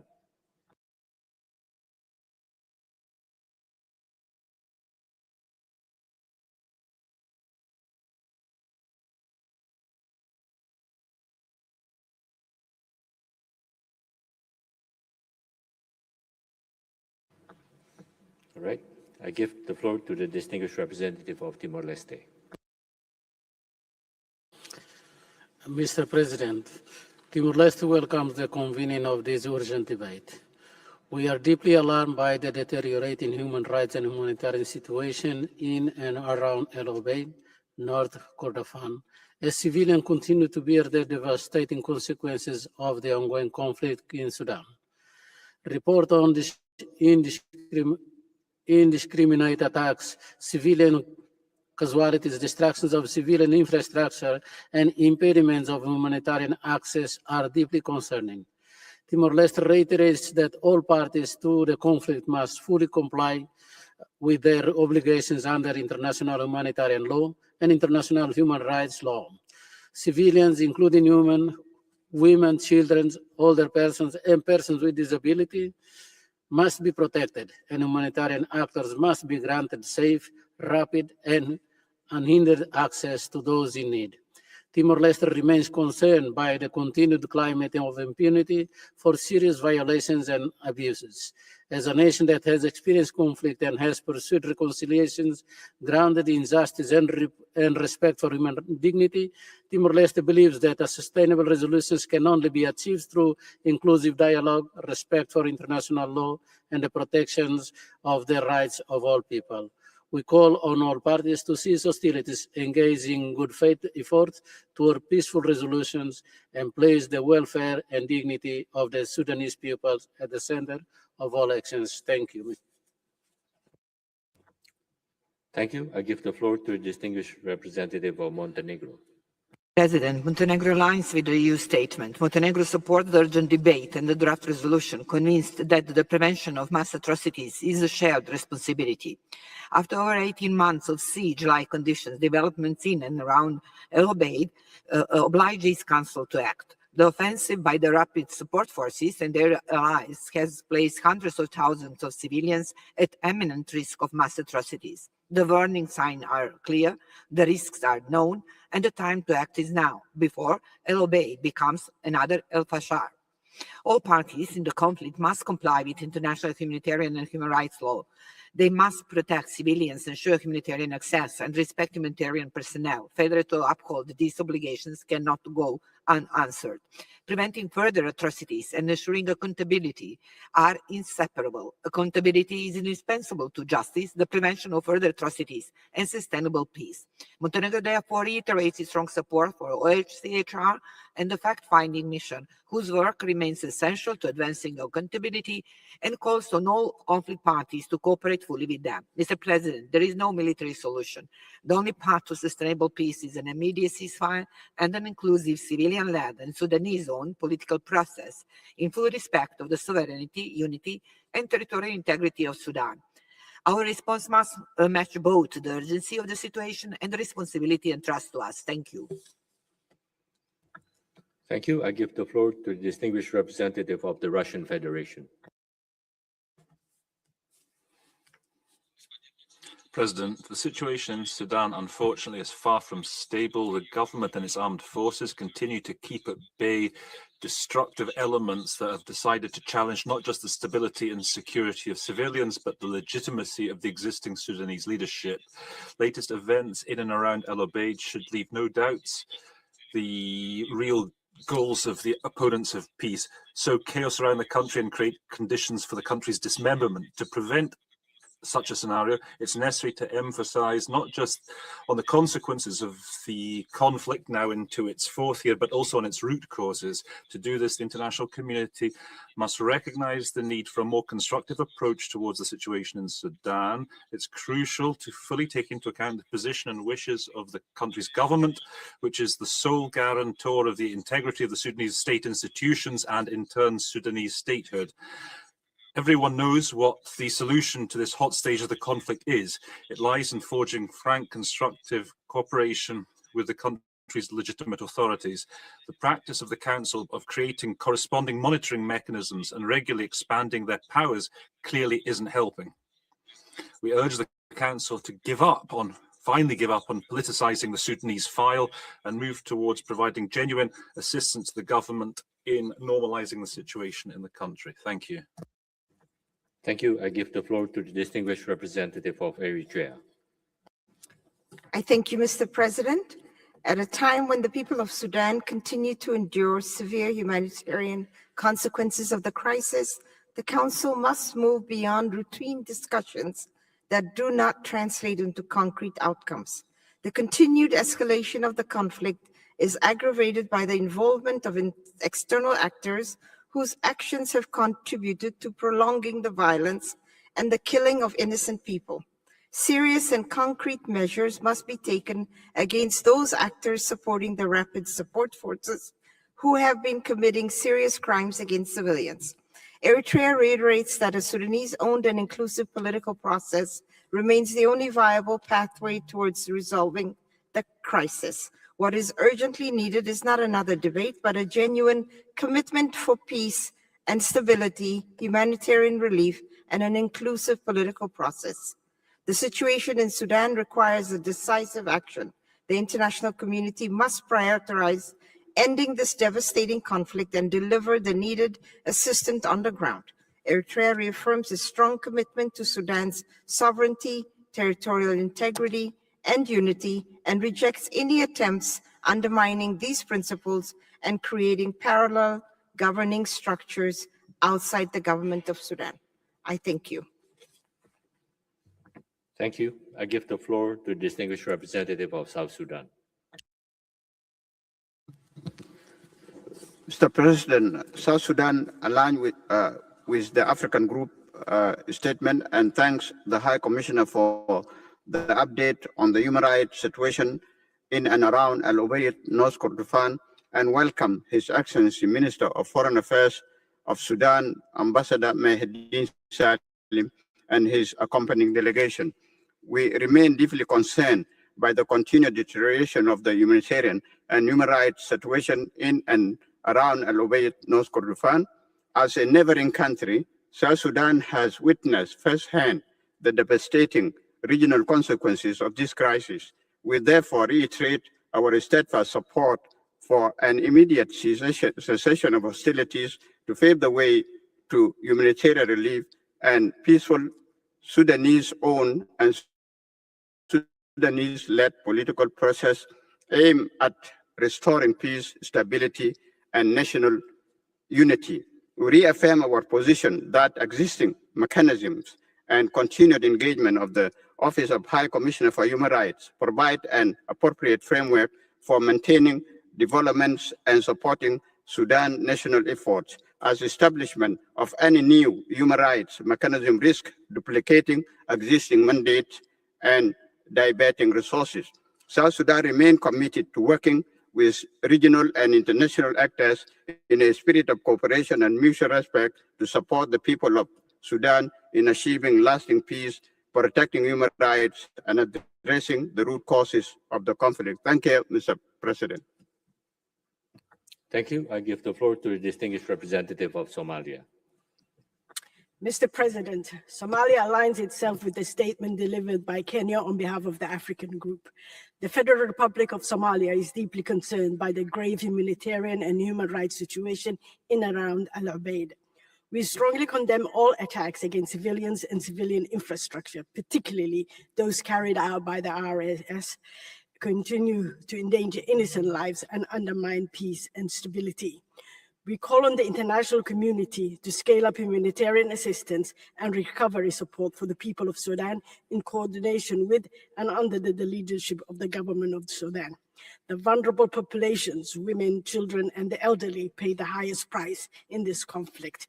Somalia reaffirms its unwavering support for the sovereignty, independence, unity, and territorial integrity of the Republic of the Sudan.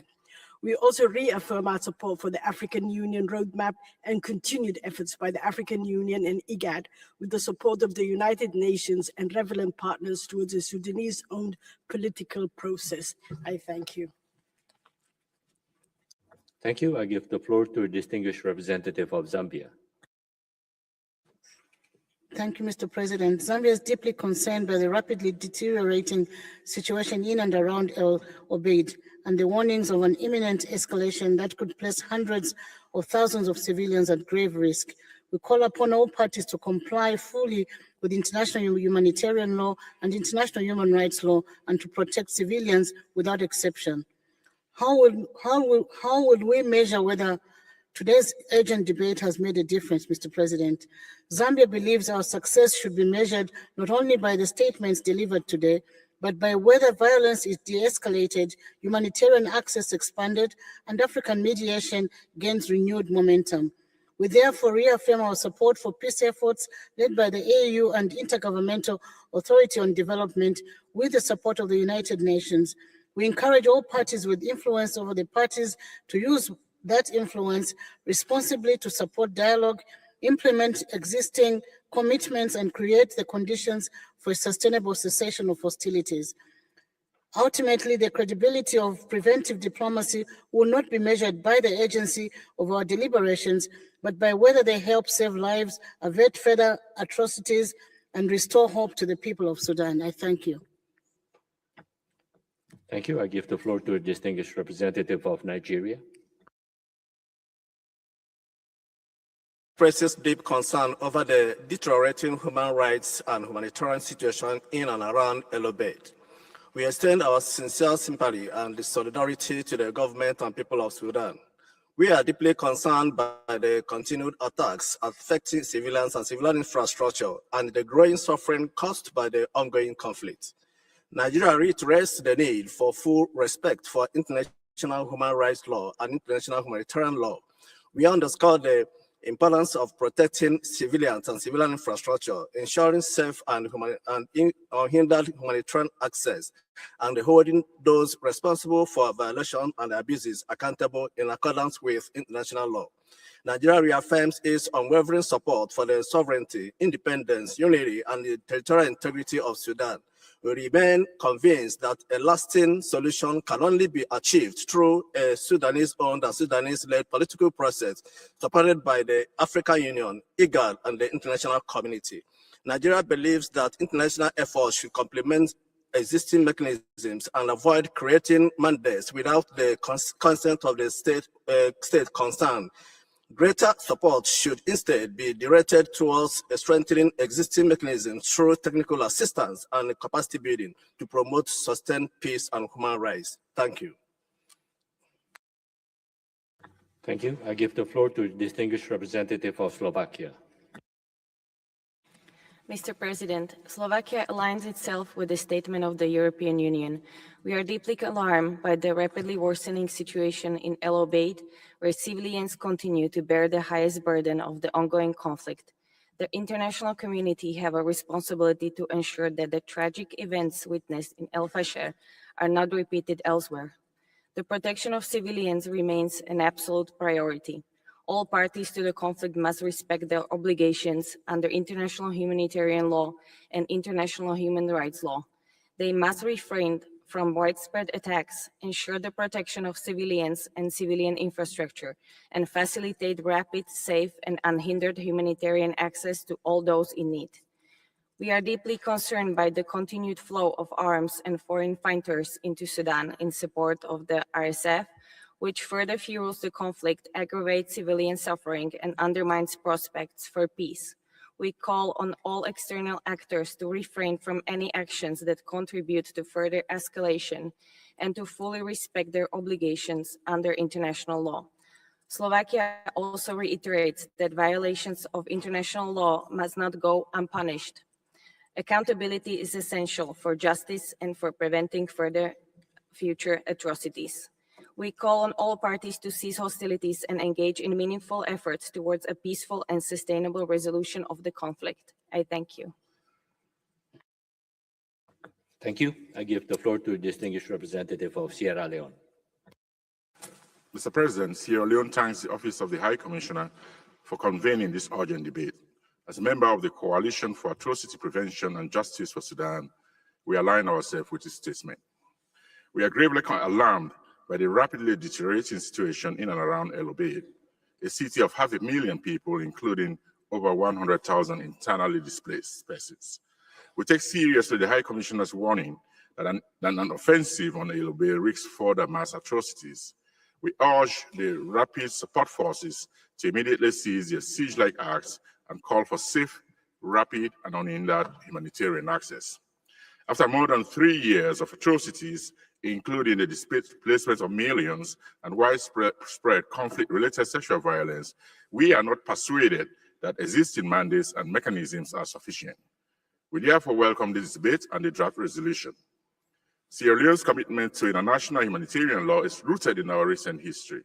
It is for this reason that we support requesting the independent international fact-finding mission on Sudan to conduct an urgent inquiry into the grave violations detailed by the Office of the Human Rights Commissioner. Accountability remains essential. Sierra Leone stands in solidarity with the people of Sudan. We urge all states with influence to act now to help secure an immediate cessation of hostilities, protect civilians, and ensure respect for IHL and international human rights law. Thank you. Thank you. I give the floor to the distinguished representative of Lebanon. Thank you, Mr. Chair. This urgent debate reflects the serious situation in and around Al-Obeid and the urgent need to highlight the suffering of the civilians in brotherly Sudan. Lebanon expressed its deep concern regarding the escalation of hostilities in and around Al-Obeid and the risk of further deterioration of humanitarian situation, as well as imminent risks of mass atrocities, as warned by the High Commissioner. Lebanon condemns the serious violations of IHL and international human rights law, including killing, starvation, forced displacement, targeting humanitarian staff, and destroying medical and other infrastructure. Lebanon joins the calls to end hostilities, to take all necessary measures to protect civilians and to allow safe and unhindered humanitarian access to all those in need. Lebanon reiterates the importance of accountability and responsibility vis-à-vis the crimes and violations, to end impunity and to achieve justice to the victims.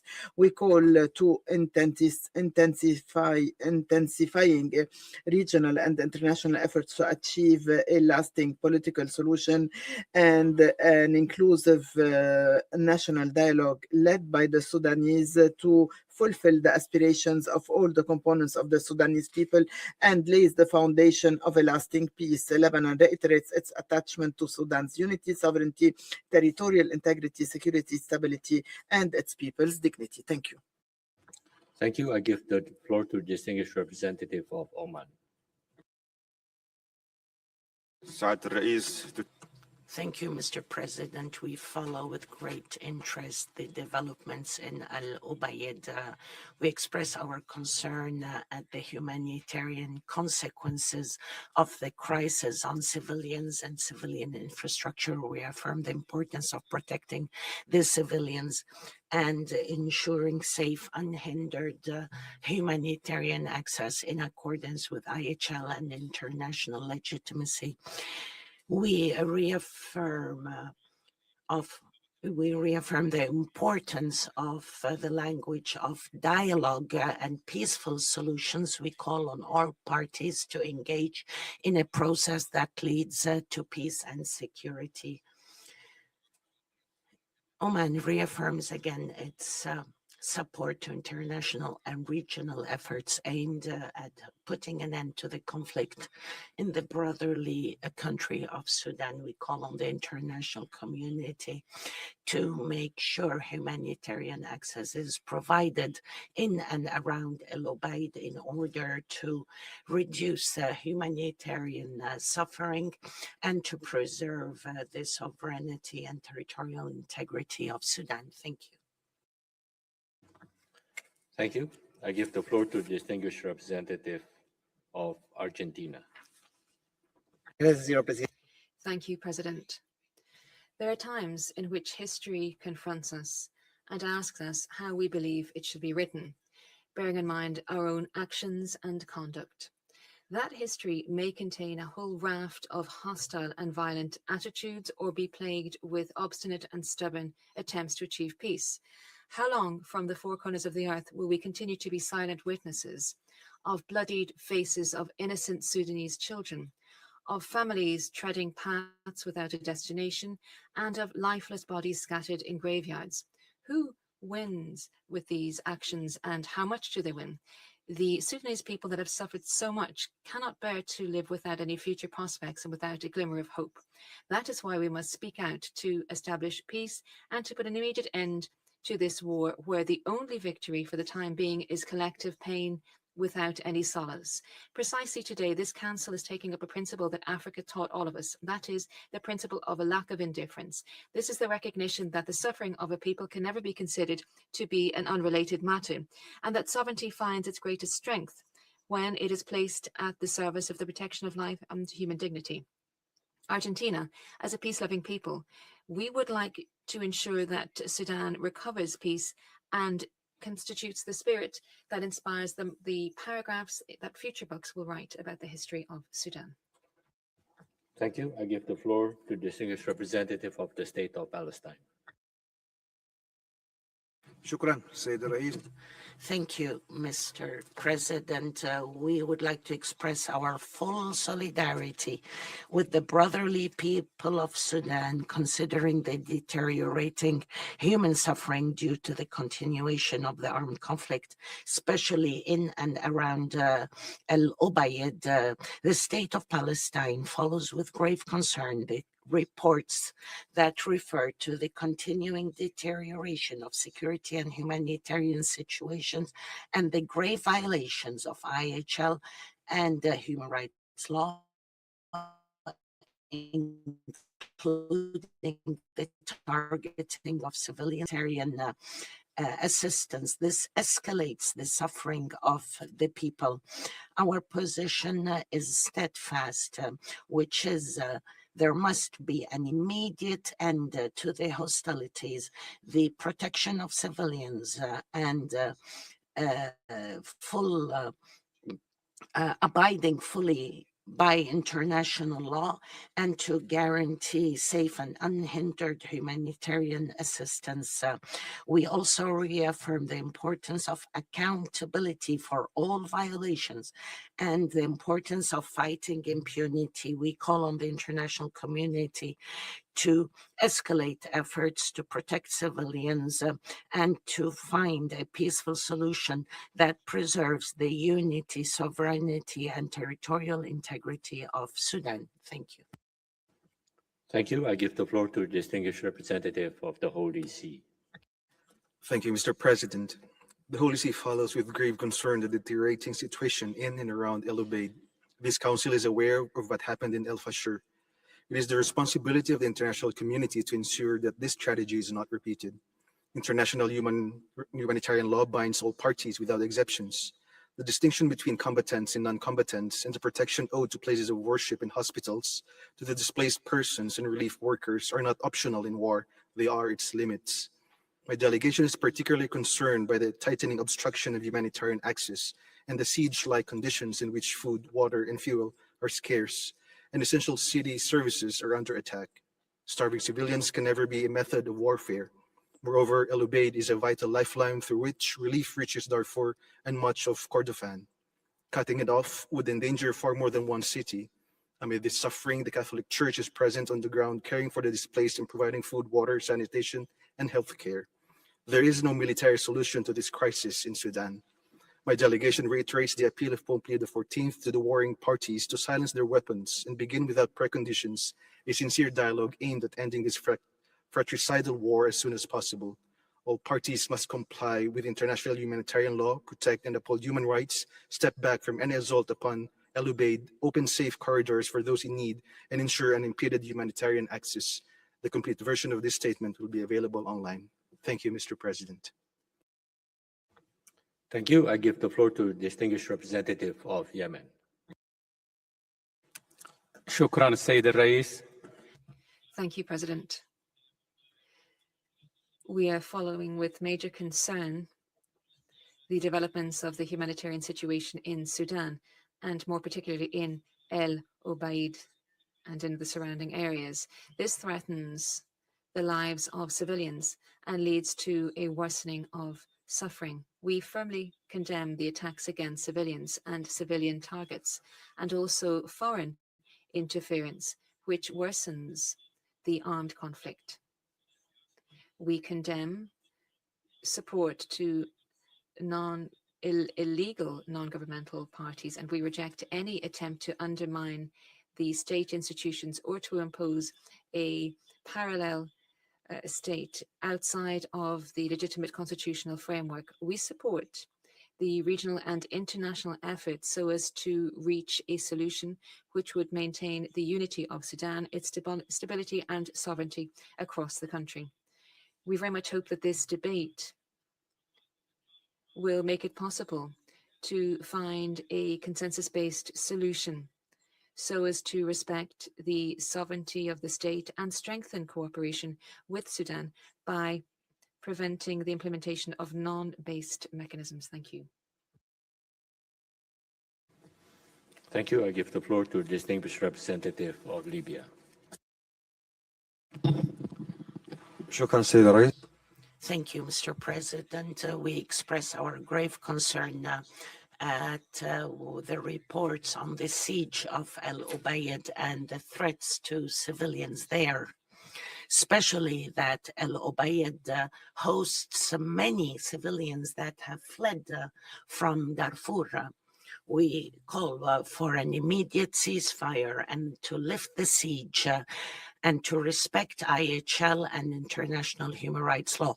We also condemn any violations against civilians, civilian infrastructure, and accountability is a must. We reaffirm our full solidarity with the brotherly people of the Sudan.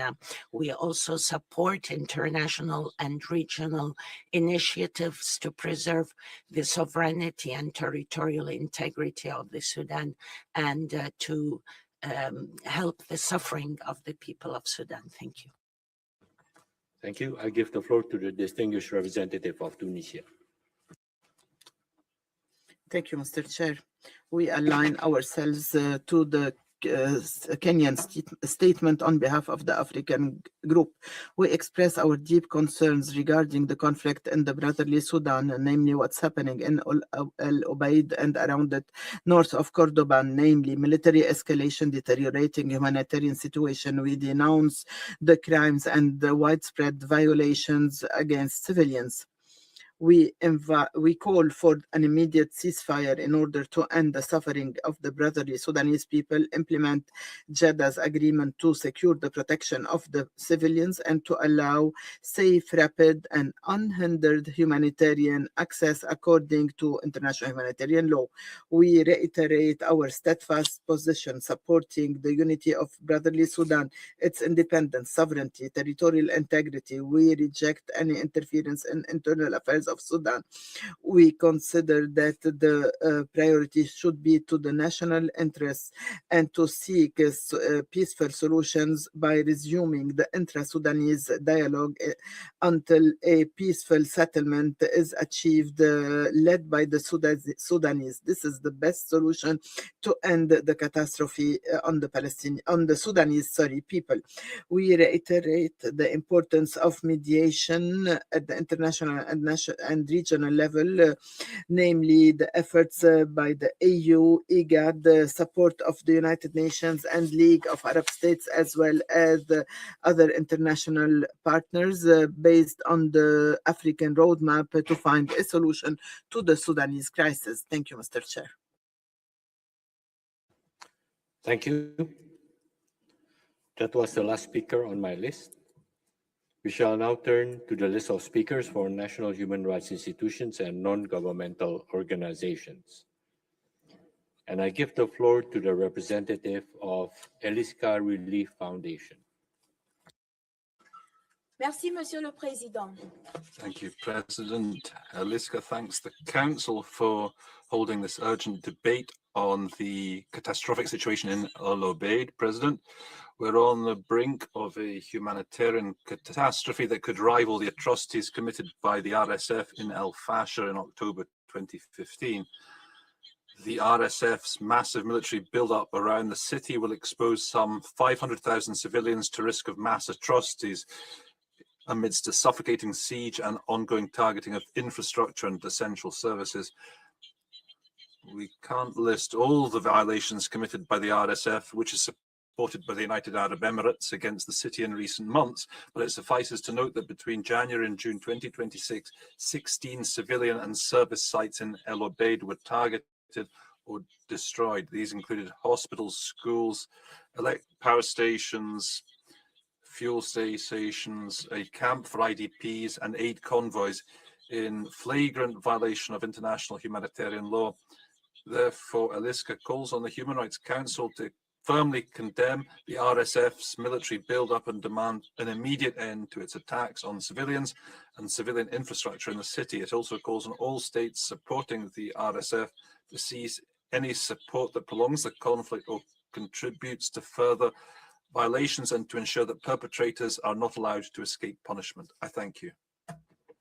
Thank you. I give the floor to the representative of East and Horn of Africa Human Rights Defenders Project.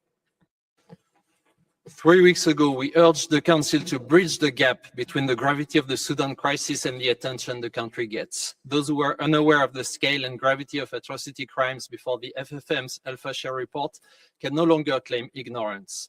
As we speak, El Obeid faces the risk of atrocities as a result of an RSF offensive. Mr. President, the call we issued is more than a call for a debate. It's a plea. The Council shouldn't react to one atrocity crisis after another, but move into a different phase of its action on Sudan, shaping consequences for perpetrators. Our immediate asks are simple. request the FFM to conduct an inquiry and ensure that it has adequate resources to report. Beyond these, we urge bolder steps. 1. Clearly condemn external actors fueling atrocities in Sudan, including the UAE, without giving a free pass to SAF and their backers. 2. Encourage the FFM to work with other accountability mechanisms. 3. Recommend that the General Assembly submit all FFM reports to the Security Council. The criminal and political costs for those who contribute to Sudan's nightmare should be maximum. If it's not, we'll be condemned to doing more of the same, holding more urgent debates, convening more special sessions, responding to one atrocity crisis after another without attempting to break the cycle of impunity. It's an insanity trap. Thank you. I give the floor to the distinguished representative of Human Rights Research League for a video intervention. Thank you, Mr. President. Human Rights Research League is deeply concerned by the escalating rapid support forces drone strikes on Al-Obeid in preparation for a ground offensive that would put hundreds of thousands of civilians at grave risk. These ongoing strikes are killing civilians, destroying and blocking evacuation routes, and cutting off access to food, water, and fuel, thus preventing civilians to flee, leaving them trapped in a city with dwindling supplies and under an imminent threat of a full-scale armed attack. These advances mirror the playbook used in the attack on Al-Fashir, where widespread attacks on civilians and civilian infrastructure followed upon the encirclement of the city, leaving aid providers unable to meet even the most acute needs and leading to mass displacement to areas even less prepared to cope with the humanitarian needs. These events must not be repeated, and we urge all parties to the conflict to uphold their obligations under international humanitarian law and human rights law to protect civilians. Furthermore, we request all states and others with a connection to the warring parties to exert all possible influence to avert a continuation and repetition of the atrocities committed by brokering an immediate cessation of hostilities. I thank you. And I'll give the floor to the representative of Amnesty International for a joint statement. Mr. President, this council must call on the RSF and allied groups to stop their assault on Al-Obeid. Commanders must not issue orders violating international law, and soldiers must not implement them. This council must also urge the United Arab Emirates to stop its military support to the RSF. This week, Amnesty International issued a report detailing the RSF's atrocities against civilians during its attack on Al-Fashir in 2025. Siege and engineered starvation, abuses targeting non-Arab communities through torture, killings, rape, and detention, including women and children. These actions in the RSF playbook, repeated in Al-Fashir, constitute crimes against humanity of extermination, persecution on the basis of ethnicity and gender, and amount to ethnic cleansing.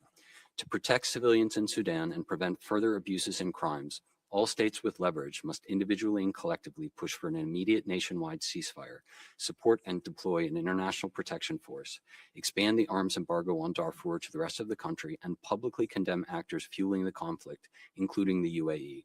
All states must also enforce the embargo so weapons manufactured in China, Russia, Turkey, the UAE, Canada, and France stop appearing on the battlefield. Surge humanitarian assistance and support and protect humanitarian actors, and support all existing accountability mechanisms for Sudan, including this council's fact-finding mission. This must include more ambitious efforts to prepare case files and, where evidence and jurisdiction exists, to prosecute all those responsible for atrocities. People in and displaced from Sudan deserve no less. Thank you. I give the floor to the representative of Partners for Transparency. شكرا السيد الرئيس. ترحب مؤسسة شركاء. Thank you, President. Our organization is pleased with the holding of this urgent debate. Al-Obeid has been victim of a blockade and victim of drone attacks carried out by the RSF, supported by the Emirates. On 11th June 2026, 23 people died, 19 people wounded. This is a violation of IHL. There is no more human value or legal value, it seems. That's how we've seen gathering of civilians during funerals were targeted, residential areas were shelled, coupled with destruction of vital infrastructure. Therefore, the Kordofan cancer ward was bombed. 8 students were wounded on the 27th of June, and the goal seems to be to make life impossible in Al-Obeid. Silence and indifference from the international community in the face of what's taking place in Al-Obeid will see a repeat of the El Fasher incident. We call on the international community to intervene to put an end to attacks on civilians in Al-Obeid. There is a need for prohibition on transfers of weapons and military equipment to the RSF. The work of this council is crucial for its credibility. Thank you. Thank you. I give the floor to the representative of Human Rights Watch. Mr. President, we welcome the convening of this urgent debate and use of this Council's prevention mandate. We are hearing alarming reports from Al-Obeid, eerily reminiscent of the weeks before the RSF takeover of El Fasher. An unrelenting campaign of bombardment, including with drones, hampering free movement and hitting critical infrastructure. People are struggling to eat, drink, access electricity and other essential commodities.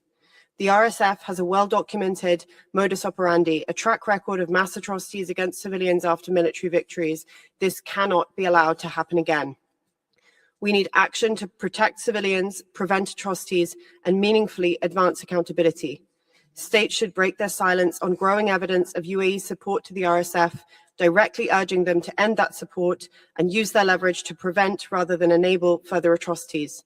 While today we zoom in on Al-Obeid, we cannot forget the wider context of widespread and systematic abuses by all parties to the conflict. Continued investigations by the FFM into grave abuses by all parties remain critical, including to support future accountability efforts. We need urgent and decisive action to prevent further atrocities in line with the FFM's clear recommendations. The deployment of a protection of civilians mission, the expansion of both the arms embargo and ICC jurisdiction to the whole of Sudan, and expanded sanctions targeting all those responsible for atrocities and other serious violations in Sudan. Thank you.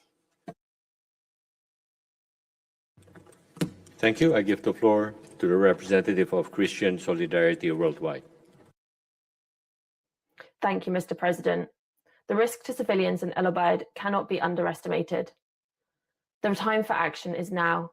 Drone attacks on critical civilian infrastructure are worsening conditions for vulnerable civilians and hampering humanitarian operations in the city. Civilians have been targeted even while performing funeral rites for those who have been killed. There is also growing concern about hate speech on social media threatening civilian populations with death, looting and rape.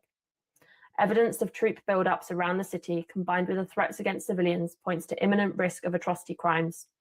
In its February report, the UN fact-finding mission concluded that there were hallmarks of genocide in the actions of the RSF in the siege and fall of Al Fasher. We cannot stand by and watch similar atrocities unfold once again.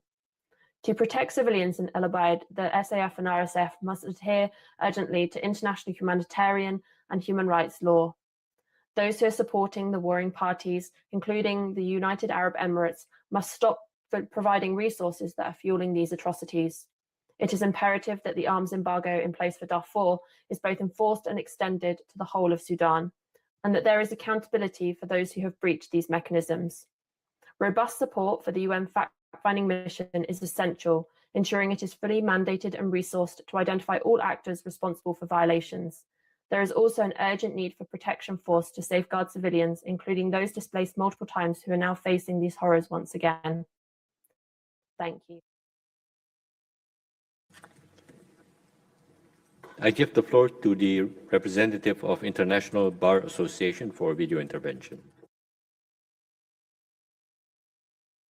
The IBA's Human Rights Institute is highly concerned about the serious risk of genocide in Al-Obeid, North Kordofan, following the massacres in Darfur.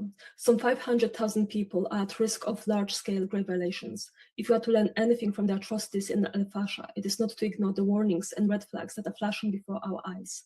The duty to prevent genocide, as explained by the ICJ in its 2007 judgment, is to be triggered at the instance a state learns or should normally have learned of the serious risk of genocide. From that moment onwards, states are to employ all means reasonably available to them to prevent genocide so far as possible. The serious risk of genocide in Sudan has existed since 2023 at least. Yet states have been failing to take decisive actions and so failing to prevent the genocide. Thereby calls on this Council to investigate the serious risk of genocide in Sudan and identify all means reasonably available to stop the atrocities. Take all possible actions to support the implementation of all recommendations contained in the reports of the fact-finding mission, and support accountability efforts to bring perpetrators to justice, including a UN Security Council referral of the situation in all of Sudan to the ICC. I thank you.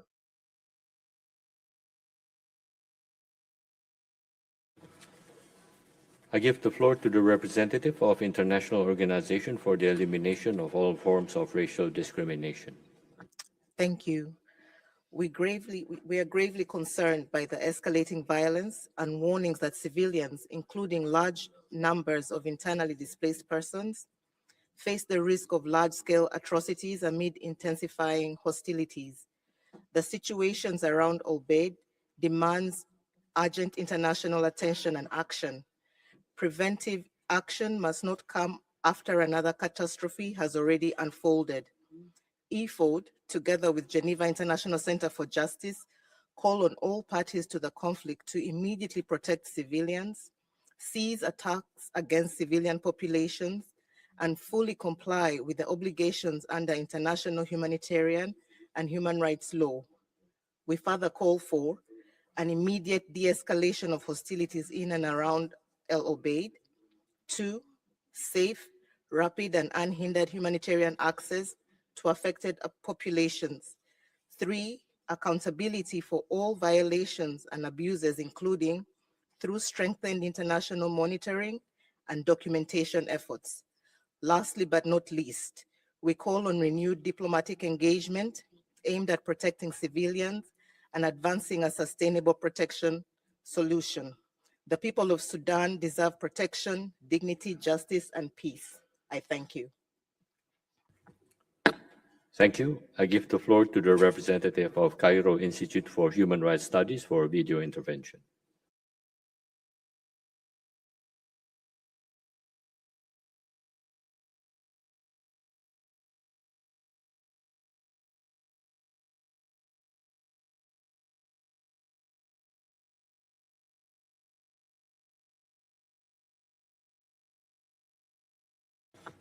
السيد الرئيس يعيش في Mr. Chair, Al-Obeid shelters more than 500,000 people in addition to 100,000 displaced persons.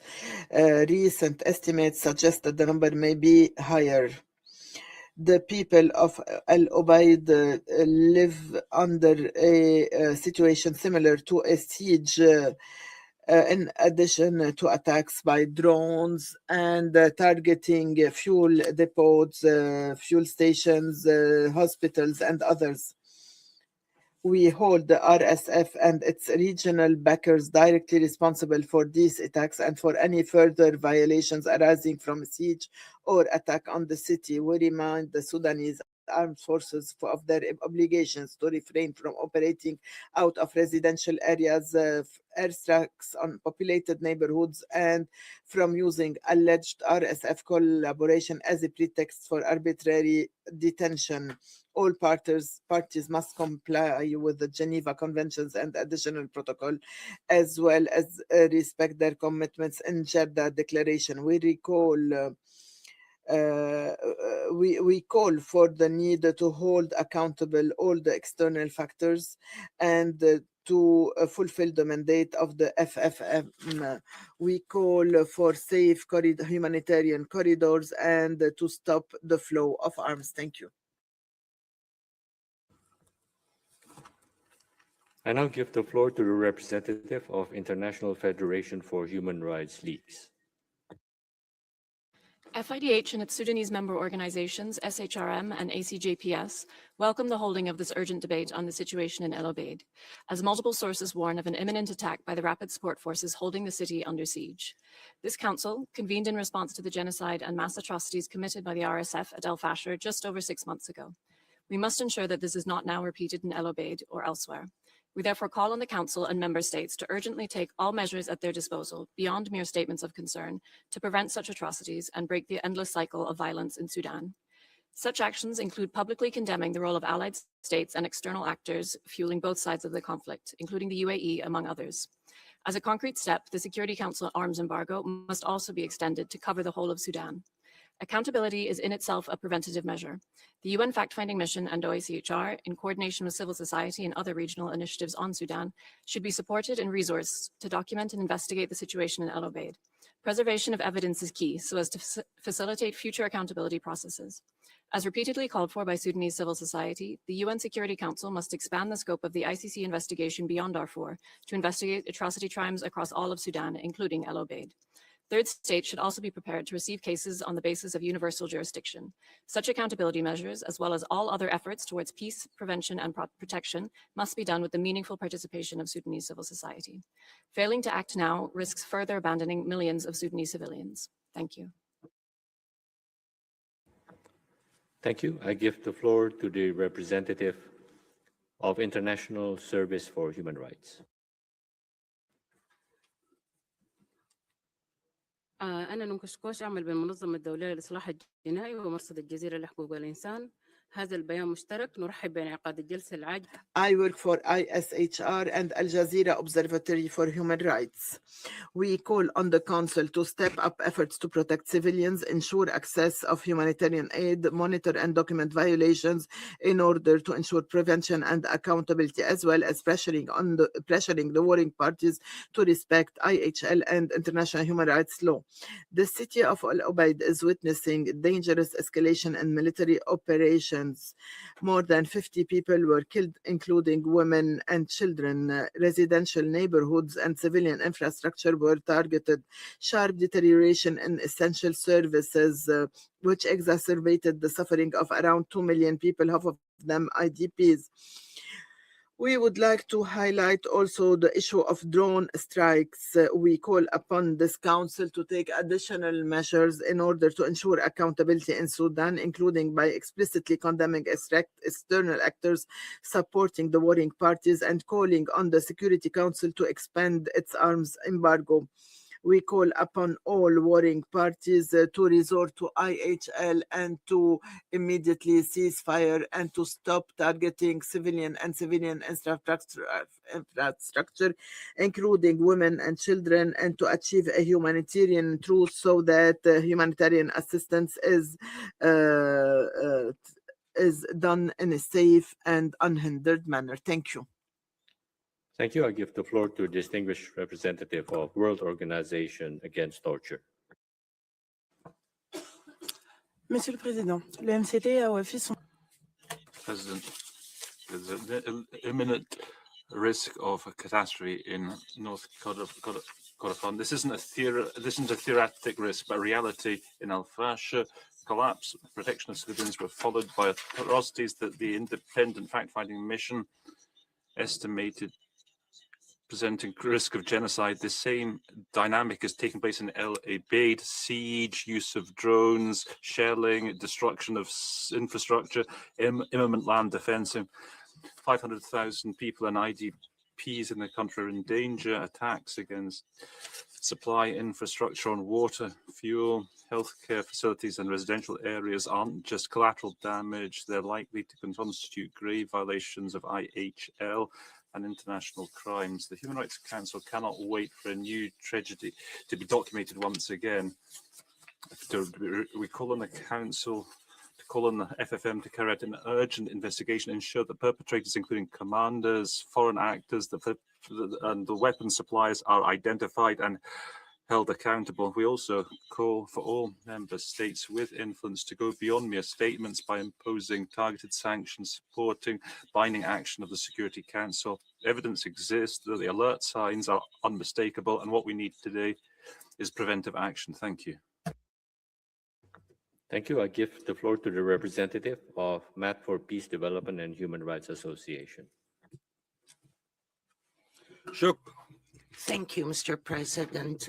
It is said that history repeats itself, first as tragedy, second as farce. Therefore, if we do not study what happened yesterday in El Fasher, Junaina, and other Sudanese cities under the control of RSF militias, we will not learn anything for tomorrow. The fate of Al-Obeid will be the same as other cities. 500,000 civilians live in Al-Obeid. They are under the threat of murder, violence, displacement, and food insecurity. Why? As a result of the RSF militias' actions. They were created by the previous political Islam and supported today by the UAE. If the RSF take hold of the city, the crimes and violations will be much more. And we have seen what happened in Al Fasher. We therefore call to put pressure to bear on RSF militias and the state sponsoring it to stop the military buildup. All states are called upon to put pressure in order to achieve a ceasefire in the Sudan and to go back to the Jeddah Declaration as an acceptable formula and a basis for future negotiation of a ceasefire. Thank you. Thank you. I give the floor to the representative of Plan International, Inc. Plan International welcomes the convening of this urgent debate. We're deeply alarmed by the rapidly deteriorating situation in and around Al-Obeid, where more than 500,000 civilians, including over 100,000 IDPs, face an imminent threat of large-scale hostilities. The warning signs are unmistakable. The international community cannot allow Al-Obeid to become another El Fasher. Children will bear the heaviest burden of any escalation, where girls face some of its most devastating and lasting consequences. As fighting approaches densely populated neighborhoods and displacement sites, girls face heightened risk of conflict-related sexual violence, forced and early marriage, trafficking, exploitation, and the loss of education and essential services. We therefore call on all parties of the conflict to exercise maximum restraint and act now to prevent a repeat of the atrocities witnessed in El Fasher by protecting civilians, especially girls and women, in accordance with international humanitarian law. Adopt zero tolerance for conflict-related sexual violence, ensuring that rape and other forms of sexual and physical violence are never used as weapons of war, and that all parties take effective measures to prevent and redress such crimes. Stop the traumatization of children by ending attacks on schools and populated areas, refraining from the use of explosive weapons with wide areas effects, and ending the recruitment of and use of children. Guarantee safe, rapid, and unhindered humanitarian access and safe passage for civilians wishing to flee, particularly as the rainy season threatens to turn displacement into an even greater humanitarian catastrophe. We also ask for the protection of aid workers delivering humanitarian assistance on the ground. Protect critical civilian infrastructure, including hospitals, schools, water, and electricity systems, and ensure uninterrupted access to food, nutrition, health, and protection services. Thank you. Thank you. I give the floor to the representative of Rencontre Africaine pour la Défense des Droits de l'Homme. Monsieur le Président. President, our organizations thank the member states and civil society who have supported the holding of this urgent debate on Sudan to prevent a risk of genocide at Al-Obeid 23 years after Darfur, the military escalation marked by use of drones in Kordofan, as well as the siege of the region. Clashes between the Sudanese army and dissident factions of the RSF continue to provoke an unprecedented humanitarian disaster. All these signs, or four signs of a silent genocide are there. If we don't act now, a repeat of El Fasher could happen. Rado condemns the instrumentation of political actors of civil society and Sudanese diaspora by interventionist forces and belligerent factions. Our organizations condemn mass grave violations of human rights perpetrated by the RSF and by the Sudanese armed forces. All parties must comply by their obligations under international humanitarian law and international human rights law. In conclusion, our organizations support the mediation efforts of the Quintet to reach a truce, followed by a lasting ceasefire, to establish inclusive dialogue leading to a civil transition for lasting peace. Finally, our organizations are opposed to any unilateral initiative towards the partition of Sudan. Thank you. Thank you. This was the last speaker that we could accommodate in this meeting. And this brings us to the end of the urgent debate. Excellencies, distinguished representatives, colleagues, this brings us also to the end of our meeting. We will hold our next meeting in the afternoon at 3 p.m. to continue the interactive dialogue on the oral presentation by the High Commissioner of the findings of the OHCHR periodic report on the human rights situation in Ukraine and on the interim report by the Secretary General on the human rights situation in the temporarily occupied territories of Ukraine, including the Autonomous Republic of Crimea and the city of Sevastopol, to be followed by the interactive dialogue on OHCHR report on enhancing the technical assistance provided to the government of South Sudan.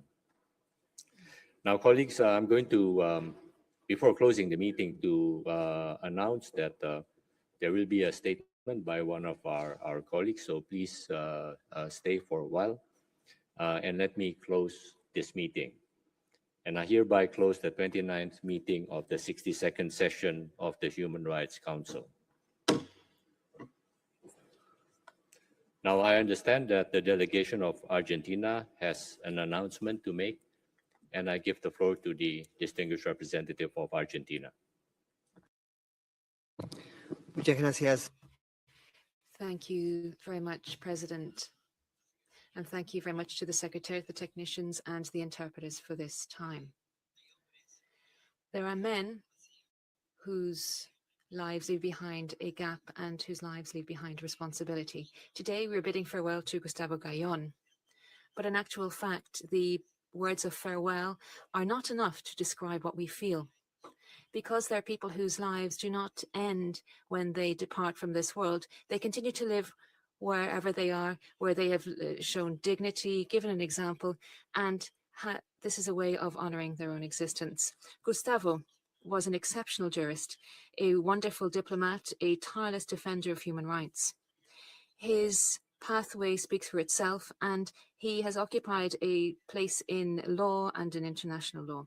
But those of us who had the privilege of knowing him know that his merits are tremendous, are not enough to explain who he was. Because Gustavo had a scarce virtue. He was profoundly human. In a world where so often we raise our voice to be opposed, he raised his hand to say that he understood. At a time when differences appeared to push us further from each other, he built bridges in an environment where it led to reflection. Gustavo always found the time to listen, to ask, to be sincerely interested in others' lives. He never sought to be at the center of the conversation, but however, when he spoke, everyone listened to him. Not because he spoke loudly, but because the moral authority doesn't need to do this. The serenity was one of his greatest strengths. He never confused firmness with harshness. He never believed that courtesy should weaken one's convictions. On the contrary, he understood that respect is the highest way of defending a principle. And perhaps this is one of the most important teachings he leaves behind. Human rights are not just treaties, resolutions, or speeches.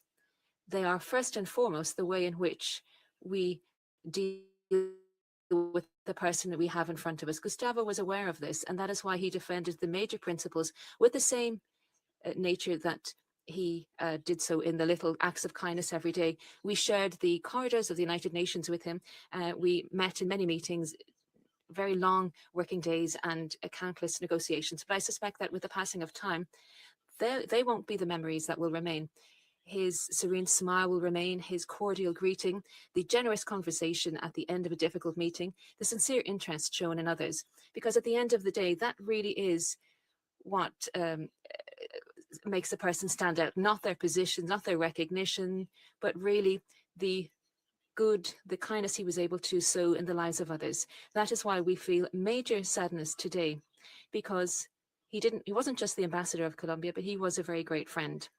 A friend has left whose presence has made this space more human. And those of us who will remain here will understand that perhaps with more clarity than ever, the fragility of our own lives.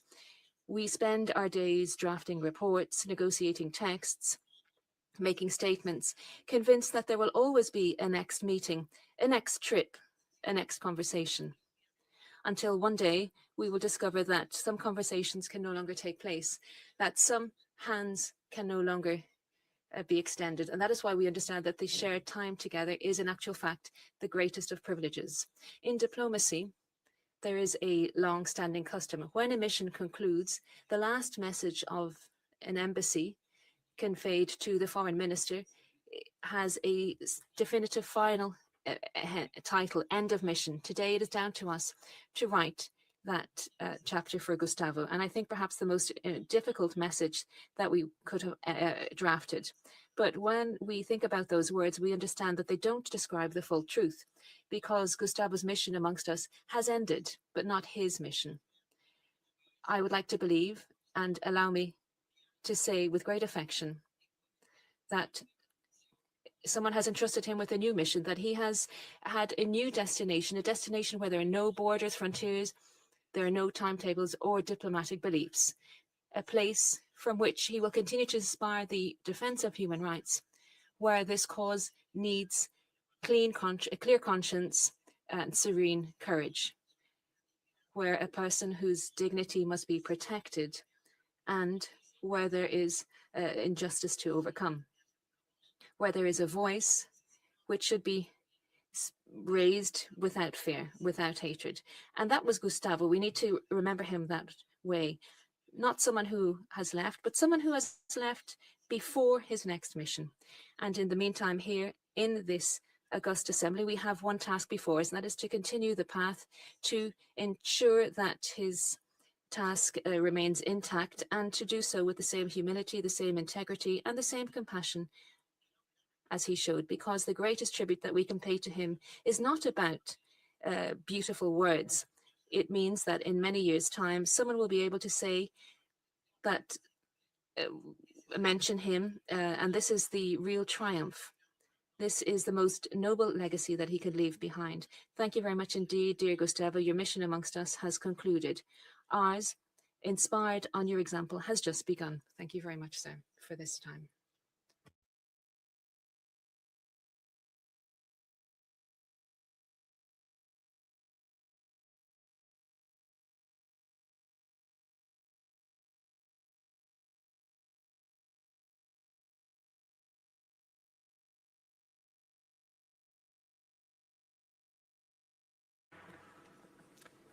Thank you, Ambassador.